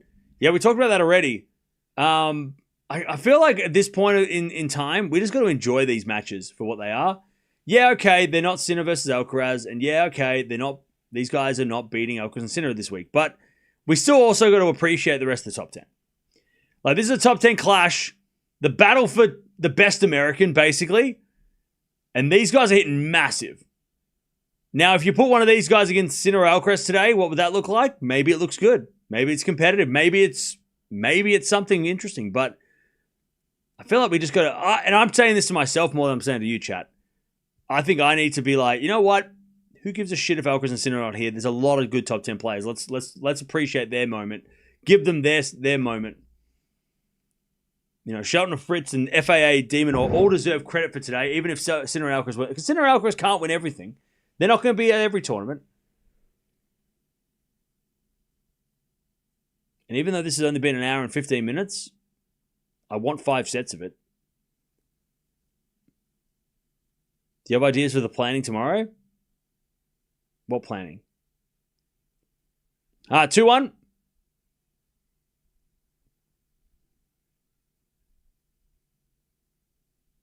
Shot with the break in the final set. Serving to the forehand of Fritz. Return goes into the forehand of Shelton. Fritz, backhand on the stretch. Shelton comes in. Puts away the smash. Gosh, Shelton is on fire.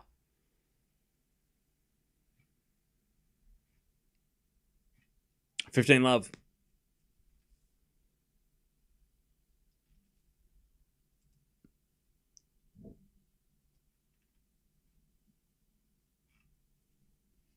Serve again. Is There's a fault. Jeez, I can't tell where the serve speedometer is, but I'll tell you, Shelton feels like he's serving 300 clicks. Serving to the forehand of Fritz. Forehand from Shelton down the line's a winner.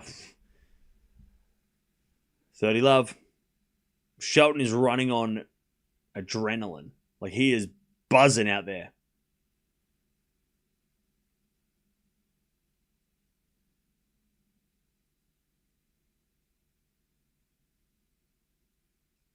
As a return from Fritz goes in the forehand of Shelton, but Shelton can't handle that one. Fritz, massive return. 30-15. When Shelton wins, we all go outside and celebrate, okay? Are you buying? 30-15. Serve to the forehand of Fritz. Return goes wide. Gosh, Shelton serves is too big. 40-15. No, don't worry about it, Dutchy. It's all good. That mascot is terrifying, by the way. It wasn't your fault. A lot of people got tricked into that random-ass tweet. All right, backhand down the line from Fritz. Shelton with the slice goes long, 40-30. Yeah, don't worry about it, Dutchy. A lot of people were a lot of people. I just didn't make a. I'm glad I didn't make a video because yeah, that would have been a big faux pas on my end.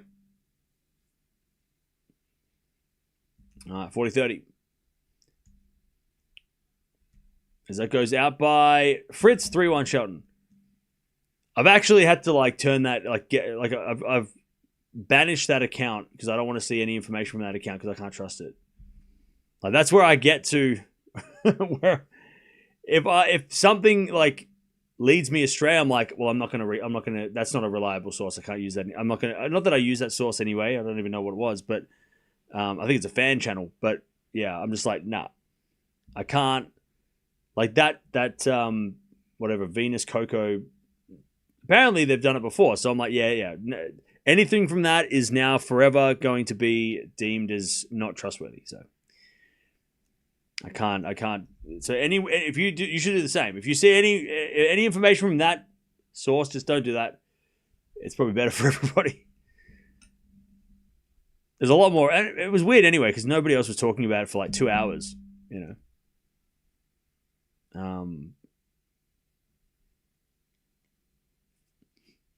But yeah, it's a dangerous. It can be a sketchy place.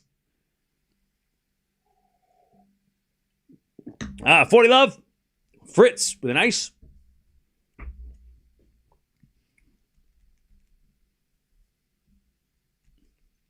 As the return goes into the forehand of Fritz, and that's a winner. All right, Fritz. He takes the lead again.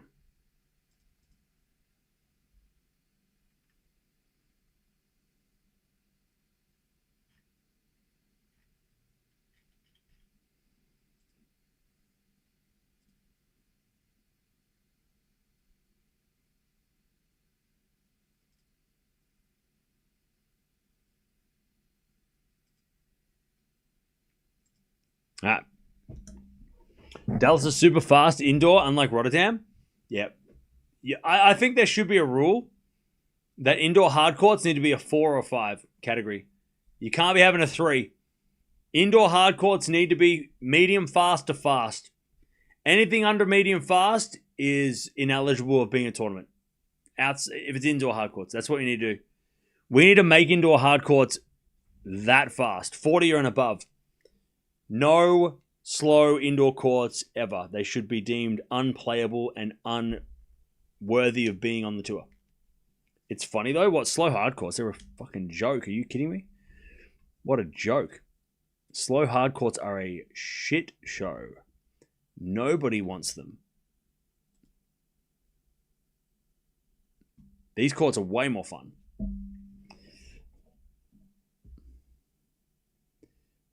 Unrelated question. A non-mandatory event appearance fee. I don't know the ins and outs of appearance fees. They don't get disclosed. The only slow hard court I love is Indian Wells. I agree. Indian Wells is notoriously slow, and it's built a reputation around being slow, and that's fine. I have no problem with Indian Wells, but indoor hard courts should be fast. Indoor hard courts, fast. That's it. No slow indoor courts. All right, 3-2 Shelton. 7 to the backhand of Fritz. Forehand from Shelton. Into the forehand of Fritz. Fritz hits it out. 15 love. This is the best of the US. It's important to us. Oh, 100%. This is the battle of the best American. This is, the winner of this. Even though the winner of this technically, if Shelton wins this, he can't be the best American by ranking, but he will be the best American by head-to-head. If he beats Fritz, he's up 2-1 in the head-to-head, and this battle for best American is red hot. As we return now into the forehand of Shelton, backing up from Fritz to the forehand of Shelton, sliced into the forehand of Fritz. The Shelton forehand into the forehand again of Fritz, and that's a winner by Fritz, 15-0. I'll tell you, it would be interesting to stack these guys up against each other because Fritz has made a final of a slam. Shelton's 1 of 1,000, so is Fritz. Even though Shelton's got, Fritz has got 5 years on Shelton, still an interesting comparison, these two guys. Like, who is better between these two guys? Not against each other, but like career-wise. Who's had the better career between these two guys so far? I mean, Shelton, I think, has made 4 quarterfinals, two semis of slams. As he puts up a lob there, Shelton, Fritz with a smash, Shelton with a pass in the net. Ooh. That was an opportunity. 15-30. Ben's got more potential, okay, but what about whose career is better so far? Fritz, Shelton.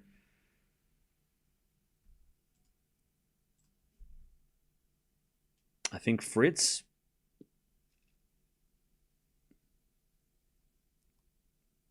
I mean, you probably take Fritz's career right now, but Shelton's career is probably going to be better by the time he's 28. As that goes out in the return from Fritz, 30-0. Like, you take a Grand Slam final in Indian Wells over Canada in a semi, right? Like, I would. And also the final of the ATP Finals, he's made that too. Also, he's won the United Cup with America. Shelton hasn't done that yet. So I'd be taking Fritz's career at the moment. But Shelton's potential obviously is he's got 5 years to catch him. So, but I'd be taking Fritz right now for sure. The Grand Slam final and the ATP Finals final is enough. And Indian Wells is bigger than Canada. Not sorry. Indian Wells is more important than Canada, especially because Indian Wells he beat Rafa as well. That was a whole thing. Canada, Shelton won, but we all know that unfortunately the best names don't go there every year. Backhand goes into the forehand of Shelton. Forehand for Fritz on the stretch. Shelton, down break point. As Fritz backhand cross court. Shelton's got it. Into the backhand of Fritz. Again to the forehand of Shelton. Fritz. Backhand again down the line. Shelton gets there with a slice. Fritz backhand down the line again. Shelton's got it with a backhand cross court into the forehand of Fritz. To the forehand of Shelton. Shelton hits it out. We're back on serve. Fritz breaks back with just a shake of the racket. No scream, no shout. Just a stare down at the coach and a shake of the racket. No fuss, Fritz. All right, 3-0.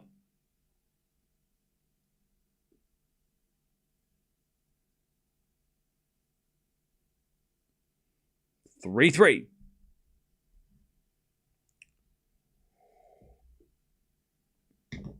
Rafa was hurt. Fritz was hurt. All right, 3-3.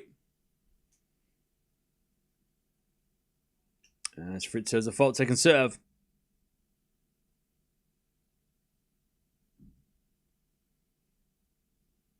Serving to the forehand of Shelton. Return goes back into Fritz. Shelton backhand slice. Into the forehand of Fritz. Again, the backhand of Shelton. That's Fritz forehand again. Into the backhand of Shelton. It's Fritz. Forehand again. Goes long. Love 15. Where are you watching? Tennis TV.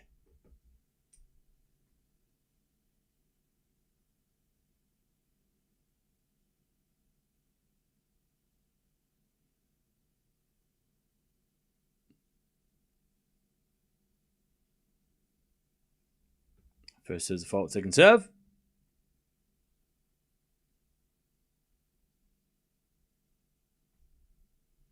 Serve into the forehand of Shelton. Return. Into the forehand of Fritz. Shelton with the forehand again. The forehand of Fritz. Shelton backhand. Into the forehand of Fritz. Shelton backhand again.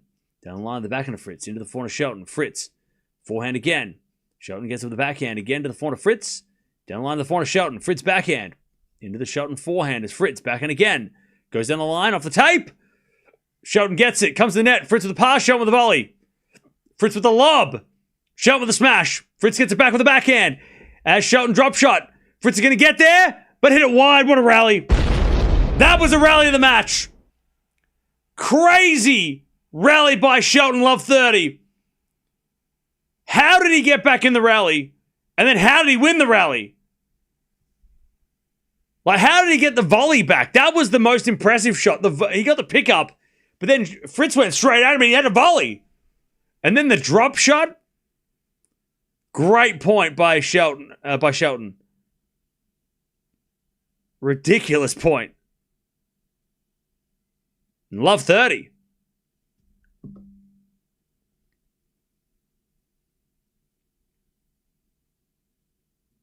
Serve is a fault. Second serve. Into the backhand of Shelton. Return goes into the backhand. No, what a soft return. Jeez, I think Fritz with the off serve, like the off pace serve, and Shelton was like not ready. He had too much time to think about that. 15-30.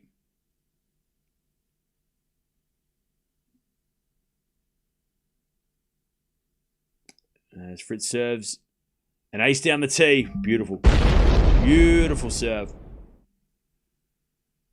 30-all.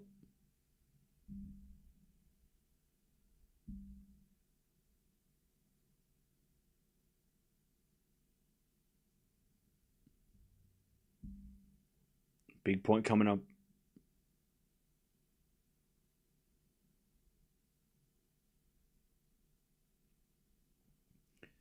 Serve out wide to the slice of Shelton. Return goes to forehand of Fritz. Shelton forehand on the stretch is a lob. Fritz smash. Shelton gets it with another lob. Bounce. Goes in. Fritz with a baseline smash, but Shelton gets it back with a slice. Fritz forehand. Shelton gets it with a forehand in the line. Now Fritz in trouble. Forehand cross court. Shelton slice. Goes deep into the back of Fritz. Into the slice of Shelton. Oh, it went wide by Shelton. Just. And it's 40-30. These rallies.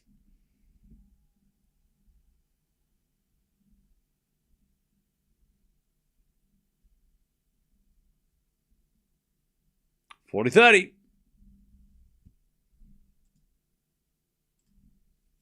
Serve is a fault. Second serve. Into the backhand of Shelton. Forehand from Fritz. To the backhand of Shelton. But Shelton hits it long. Fritz leads 4-3.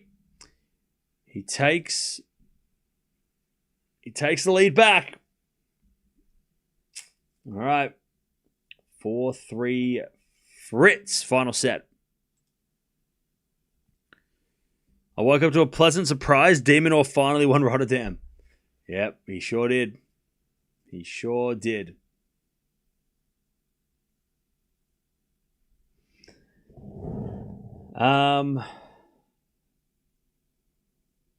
Demon smashed FAA, yeah. It's pretty one-sided. The first set was competitive, but second set it was all Demon.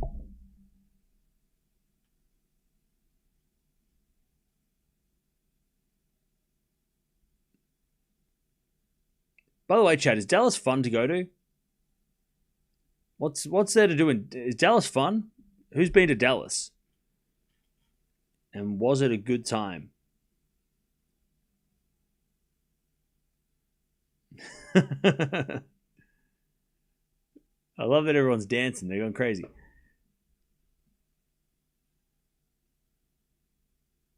Brian Shelton is a top-tier coach? Yeah. Do you think Shelton should get a top-tier coach for the next level? No. if anything, Shelton could get a consultant coach to add to his team. But no, I would not replace Brian Shelton as coach. There's no chance that he should do that. That would be a terrible idea. For what reason? Like, why? Why would you do that? What, you're going to replace your dad because somebody else is a little bit better at tennis? Like, oh, we're going to get Goran because he won a slam? That doesn't mean you're going to win. I mean, we've seen that with so many players that have just replaced try to upgrade their coach, and it doesn't work. Sometimes it works, right? But then sometimes it doesn't. And I don't think Shelton and his dad need to change anything. They're on the up and up. There's no plateau, there's no dip. They're still rising. So why would he change anything that's working? If he ever needs to do something different, I think he should bring someone on. His dad's still the coach, though. Don't change that. His dad's also a very successful tennis player in his own right. Plus, very good college coach, in his own right. So it's not like his dad is just some guy who went, I like tennis here. I'm going to coach you now.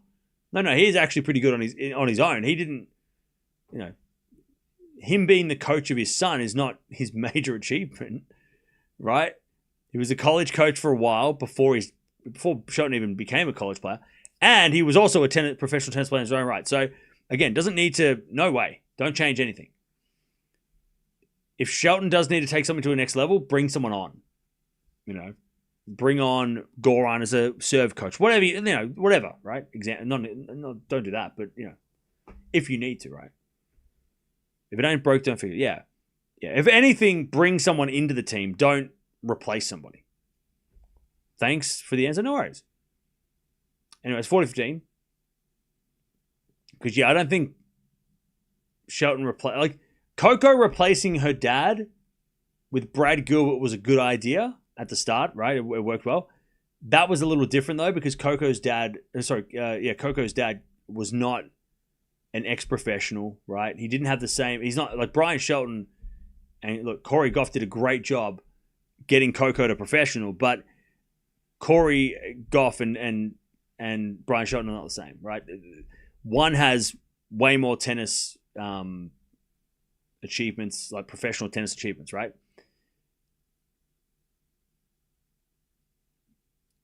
All right. 4-4, by the way. So, no. Do not change. There's no need to change. Just like Casper Ruud, right? Casper Ruud doesn't change his coach. He brings people in and out, but he doesn't. His dad as coach is totally fine. Also, look at Rafa. Rafa didn't change Uncle Tony for years. Rafa and Uncle Tony kept playing. It kept going. Until Tony was, I think, the one that was like, you know what, I want to step away, and then they got Carlos Moya. Like, there's definitely no need to change something that's working. 15 love, Fritz serving. Big games here. We're going to lock in, chat. Let's lock back in. As Fritz with a great serve. 30 love. 30 love.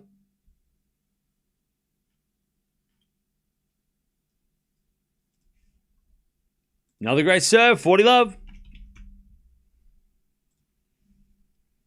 40 love.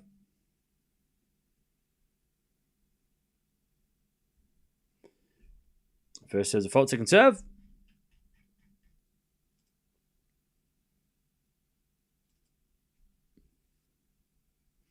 As the return goes in by Shelton. All right. 5-4 Fritz. Shelton's going to serve to stay in the match. Thank you, Jar, for the super sticker. Appreciate that. Does Shelton's playing style and career path seem similar to Roddick? Not yet, because Roddick was world number 1 and a Grand Slam champion at this age, I think. So not yet. No. But definitely, I mean, he's got a lot of similarities. I think he's a better net player than Roddick. But Roddick was probably a more consistent baseliner. But the difference is Roddick was world number 1 with a Grand Slam at this age. I think at 22, right? So, Yeah. So not quite. But in terms of style, maybe there's a bit of similarity. Cerundolo's taking care of business. Yeah, he's serving for the championship over in... by the way, who was the person who said, oh, this match is almost over and that match hasn't even begun? Now, that match is flying and this match is... It's going to go 3 now because I've said that. But, yeah, where's that person that said that this match was almost over and then that match was, like, taking forever? They both might finish at the same time. Shelton's dad's a former top 50 pro and coach of Florida U, top coach in the US. Oh, yeah, for sure. Oh, you know what I wish, chat? You know what we should get more of? They need to bring more college coaches into the tennis. Like, why are we not... Why are players not trying to poach college coaches? I feel like it would bring just a different thing. Like, we're always going for, like, the ex-professionals. Like, oh, Rafa, he played. Murray. Like, why are we doing that? Why aren't we going to the college scene and going, I want to grab the college coach from this tennis academy, or like this tennis college, because they're winning everything. Why aren't we, I mean, is it the same as like NBA getting like college basketball coaches that doesn't work? Or does it work? I don't know. Does it work? I don't know. College pay too well? Does it though? I mean, you're probably guaranteed a paycheck, right? Whereas on the tennis tour, maybe it's a little bit more expensive. I don't know. I feel like that's like an untapped market. College coaches don't want to travel? Okay, maybe yeah. Anyway, it's 15-0. Who is the top college coach right now in tennis? That's a good question. 15-0. Backhand now goes into the forehand of Shelton, and Fritz with the forehand down the line. That's a good shot. Shelton slices it back. Fritz on the attack. Forehand inside out winner. Fritz is so close to winning this title. 15-30. 15-30. Cerundolo wins. Nice. All right, 15-30.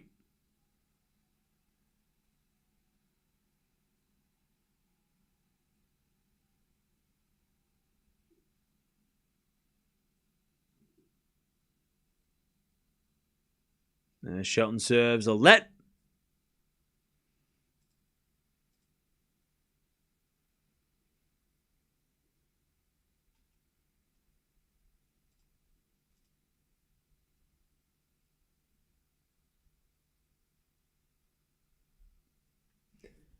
All right, return goes into the forehand of Shelton. Fritz guesses right with the backhand down the line. Shelton gets it back with a slice. Fritz forehand. Shelton with his backhand into the forehand of Fritz. Shelton, forehand again. Goes long. We got championship points for Fritz. Championship points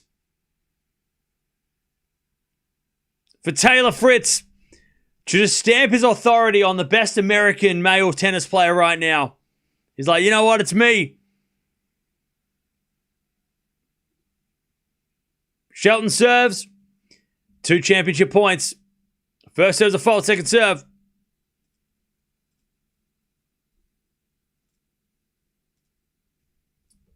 Serve to the back end of Shelton. Fritz, sorry. Shelton with the forehand. Fritz gets back with a slice. Lob. Shelton smash. Puts it away. 1 saved. 30-40. 1 saved. Ace incoming. I don't know. I haven't seen the... I don't know. Maybe. We'll never know. Championship point number 2.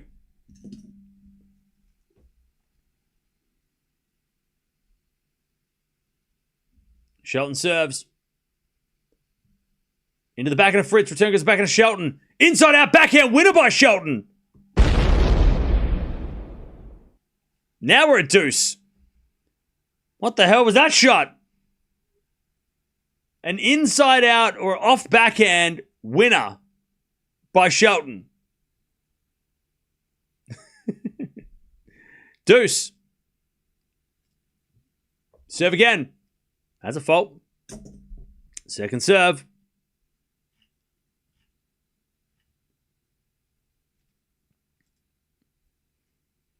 As return goes in, the forehand of Shelton. Backhand of Fritz. Into the forehand of Shelton. Down the line of the forehand of Fritz. Crossed into the backhand of Shelton. It's Fritz. Forehand again to the forehand of Shelton. Oh, Shelton in the net. He went for the winner and he missed.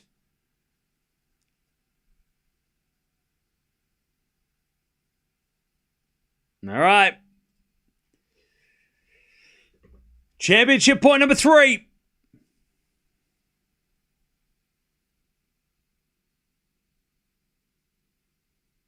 Shelton serves. Another fault. God, his first serve in this game.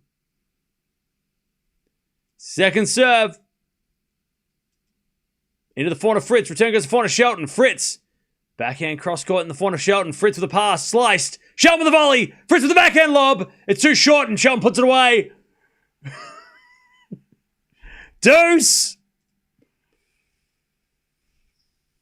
Well, we get to deuce.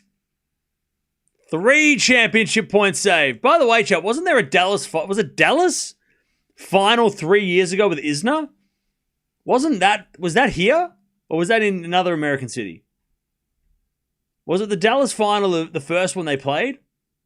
Was that the epic? I can't remember. The tiebreak was like 10-something? Yeah, it was. It was 2023. It was 14-12 tiebreak. Anyways, backhand slice. Into the forehand of Fritz. Down the line is good. Shelton gets on the stretch. Fritz in control. But he hits the backhand wide. Advantage Shelton. Yeah, so it was 7-6... Sorry, 6-7, 7-6, 7-6, 14-12, final set tiebreak. Wu beats Isner. Crazy. That was the second edition of this tournament. Okay. Shelton saved 3 championship points.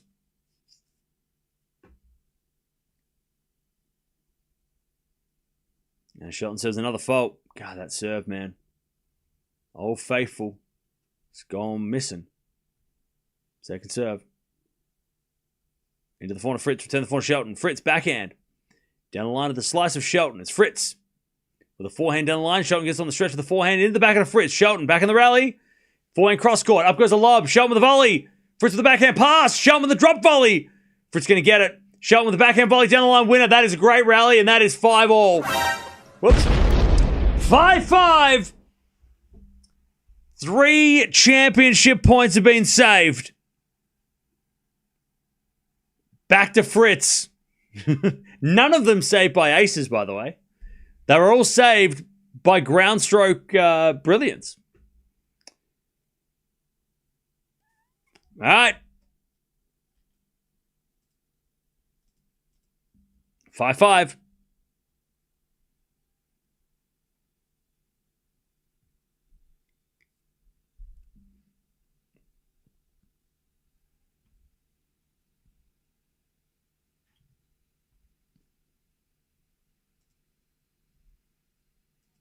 As we get a fault. Second serve. As a return from Shelton to the backhand of Fritz. Crossed into the forehand of Shelton. Fritz forehand. Down the line. Shelton's there with a slice. Fritz backhand. Down the line again. Shelton puts up a lob, but no. Fritz overhit it. Love 15.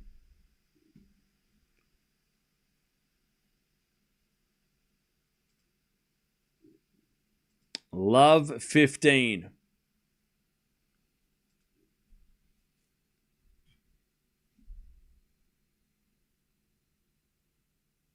Serve again.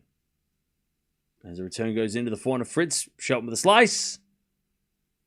Fritz forehand again. Shelton with a slice. Fritz forehand again. Cross court. Shelton's there with a backhand slice. Fritz comes in with a slice drop shot. All right. Now Shelton with a slice down the line. Up goes a lob by Fritz, but it's going out. Love 30.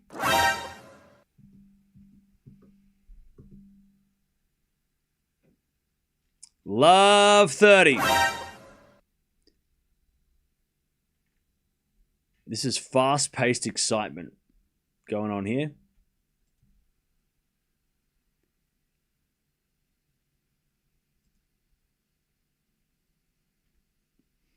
As Fritz serves a fault.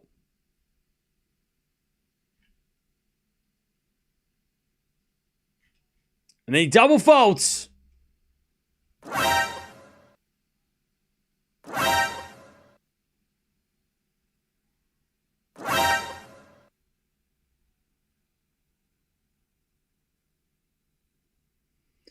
All right, love 40. Shelton to get the break and serve for the championship.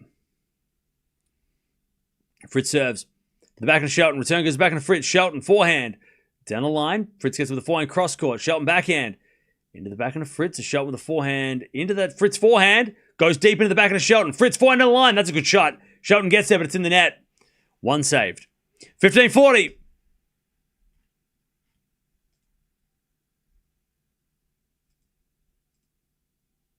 He saves one.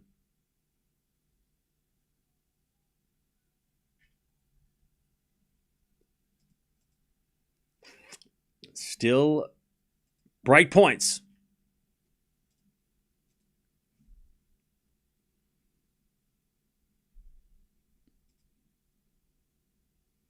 As this first serves a fault.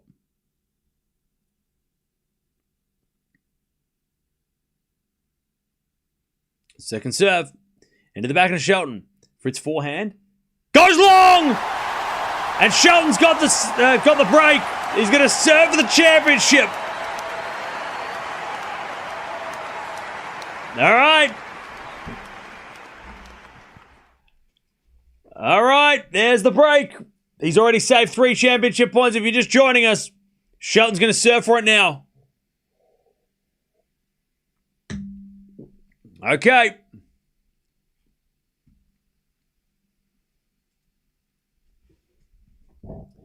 What a turnaround.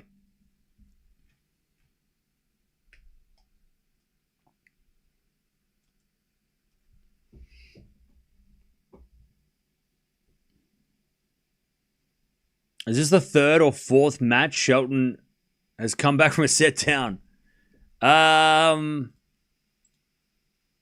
Yes.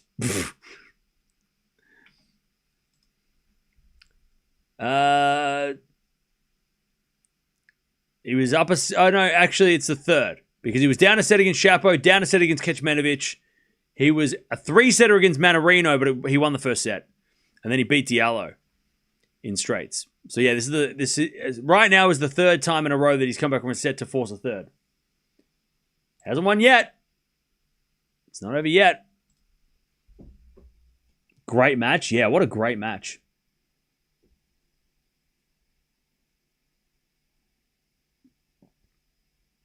Would this be a symbolic passing of the torch of top American male tennis player? Maybe. Yeah, it might be. I mean, this gives... I don't actually, you know what? I don't think they're passing the torch yet, because I think the torch is being like... They've both got their hands on the torch. That's what I think it is.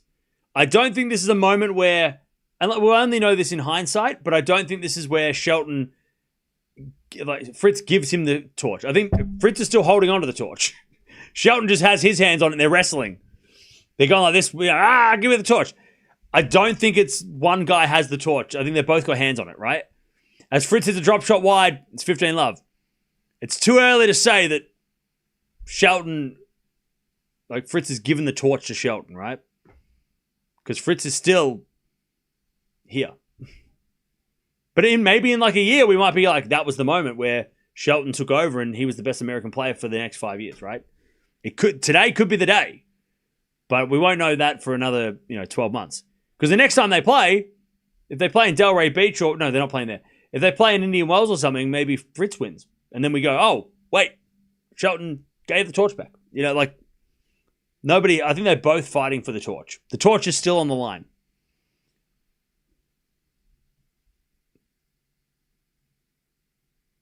All right, 15-love. As a return, goes out by Shelton. Sorry, by Fritz. Shelton 30-love. 2 points away. What a comeback. 30-love.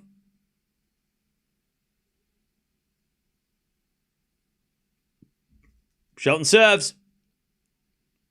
That's a fault. Second serve.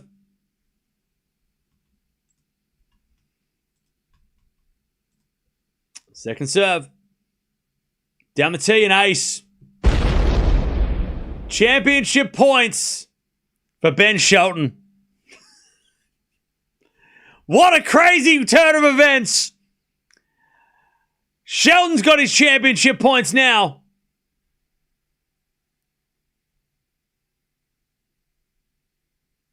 He serves.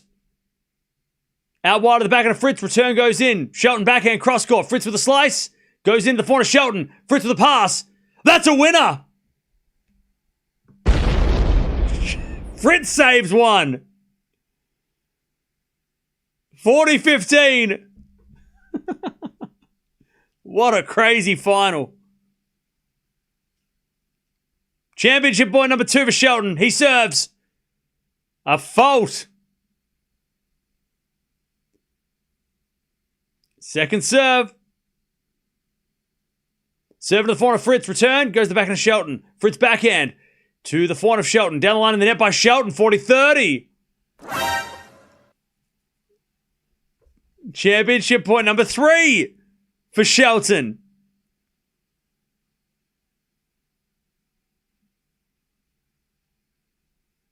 All right. Shelton serves again. Another fault. Second serve. Serve to the forehand of Fritz. Return goes into the backhand of Shelton. Fritz. Backhand cross court into the forehand of Shelton, who goes down the line. Fritz with a slice. It goes in. Shelton forehand inside out. Fritz gets it. Shelton forehand cross court. Fritz gets it with a lob. It bounces. Shelton forehand inside out. Fritz can't get the slice back. Shelton wins. Shelton down on one knee. Wins the title. He saves 3 championship points to do it. And he is, right now, the best American men's tennis player. I know by ranking it's Fritz, but Shelton takes the bragging rights because he leads the head-to-head. And that match, that's something to brag about. You save 3 championship points against Fritz, and then you take the title. He's the best. He's the best. He's the best right now.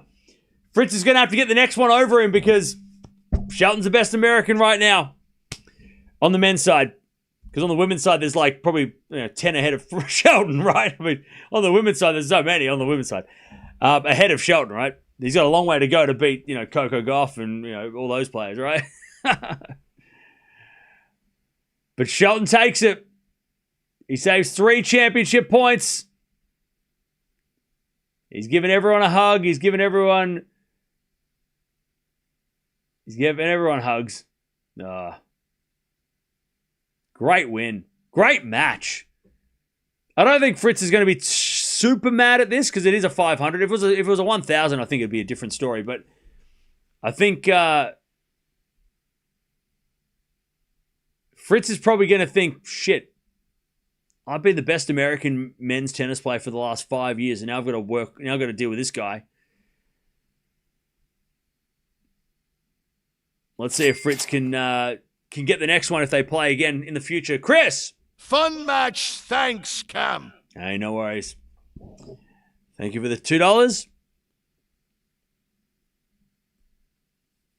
All right.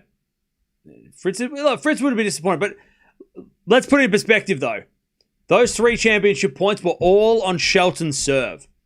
So the fact that Fritz had chances, he didn't really have chances, right? If he was serving for it, totally different thing. But Shelton was serving. I know Shelton missed a couple of first serves on championship point down. But again, Shelton played a great backhand. And then he was playing aggressive. And Fritz really didn't have an opportunity to take the match. And then at 5-all, maybe he was thinking about those chances and all of a sudden he gets broken, right?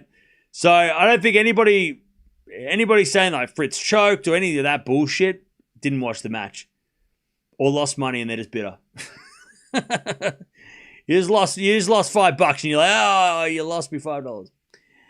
Because by the way, Fritz 9.0 performance rating, 8.5 for Shelton. So Fritz was better technically. All right. But I'll tell you, it's been a good couple of finals, or at least a good couple of contests today. That was by far the best match we've had all day. Let's not get it twisted. That was by far the best match.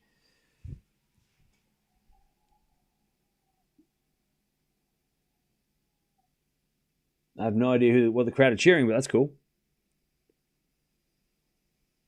But yeah, we'll be back again and do it all again tomorrow. Or later today, if you're from Australia. That image of him celebrating with his dad at the end tells you all you need to know about their coaching relationship. Oh, yeah. They don't need to change nothing. By the way, that is Shelton's 4th trophy, I think. Or 5th trophy. 5th trophy? 4th trophy. So he's won Tokyo, the US Clay Championships, and then he's won the Canadian Open, now Dallas. So he's won 3 hard court and a clay court, and 3 of them have been on North American soil because Canada's in North America. See, I know my geography. And he's also made 2 finals that he's lost, which one was in Switzerland and one was in Germany. So, yeah. So most of his titles have been on North American soil. And he's had 2 500 events now, so that's good too. No doubt Taylor will give the best analysis after the match. Yeah. I don't think, again, I don't think Fritz will be super critical about losing this match this way. He'll probably be more critical about the game at 5-all than he would be about the match points. Because, again, I don't think Fritz is going to be thinking, man, I really should have won that match. I think he's probably thinking, I should have at least made a tiebreak. I shouldn't have lost at 5. I shouldn't have got broken. That was the disappointing game. The championship points, Fritz, I think one of the points, Shelton hit a backhand inside winner, crazy shot. Fritz hit like a slice down the line, which was like a defensive shot that didn't really work. And then I can't remember the other one. But yeah, I don't think Fritz will be overly disappointed by the missed chances more than he will be for the 5-all game. That he threw in a bad 5-all, and that was the difference.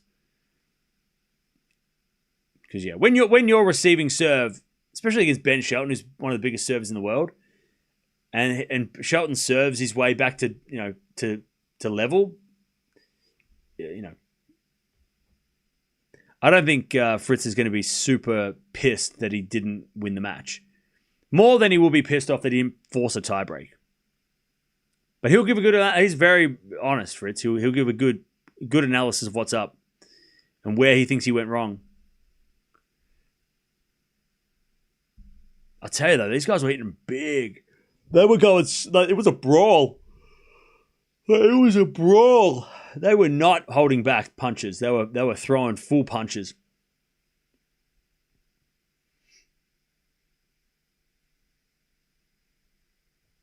Ready to seriously challenge Sinner starting next season? Not yet. I mean, if they play like that on a court that's this quick, that could be interesting. Like if those guys played that game, like if Sinner and Alcaraz came to this tournament, that could have been an interesting matchup. Like especially with Shelton, the way he played, like the way he was hitting, and being how aggressive he was, that could have made an interesting Sinner versus Alcaraz, Sinner or Alcaraz matchup on this court. Obviously, on a slower court, it would be probably less effective, but on this court, it was very effective. How fast the ball was flying.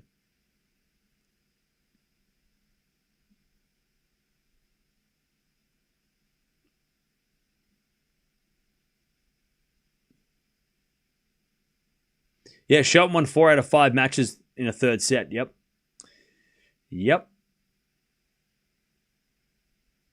It was a big week for Shelton. And now he gets a week off. He's not playing next week. Oh, man.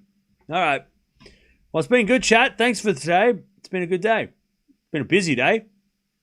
A lot of stuff happened today. A lot of stuff that didn't happen that was announced that happened, but it didn't happen. And then there was other things that did happen that actually happened. There was unfortunate retirements, and there was just all that madness. And we're going to do it all again tomorrow. Sinner plays tomorrow. And Samova plays tomorrow. Raducanu plays tomorrow. So we'll be back and do it all again tomorrow. But Shelton wins. He saves championship points, 3 of them. And he gets the title, 3-6-6-3-7-5. And he is, in my opinion, the best American men's tennis player right now, ahead of Fritz. He overtakes Fritz with the win today. Just. and he wins his 4th title. I'll see you tomorrow.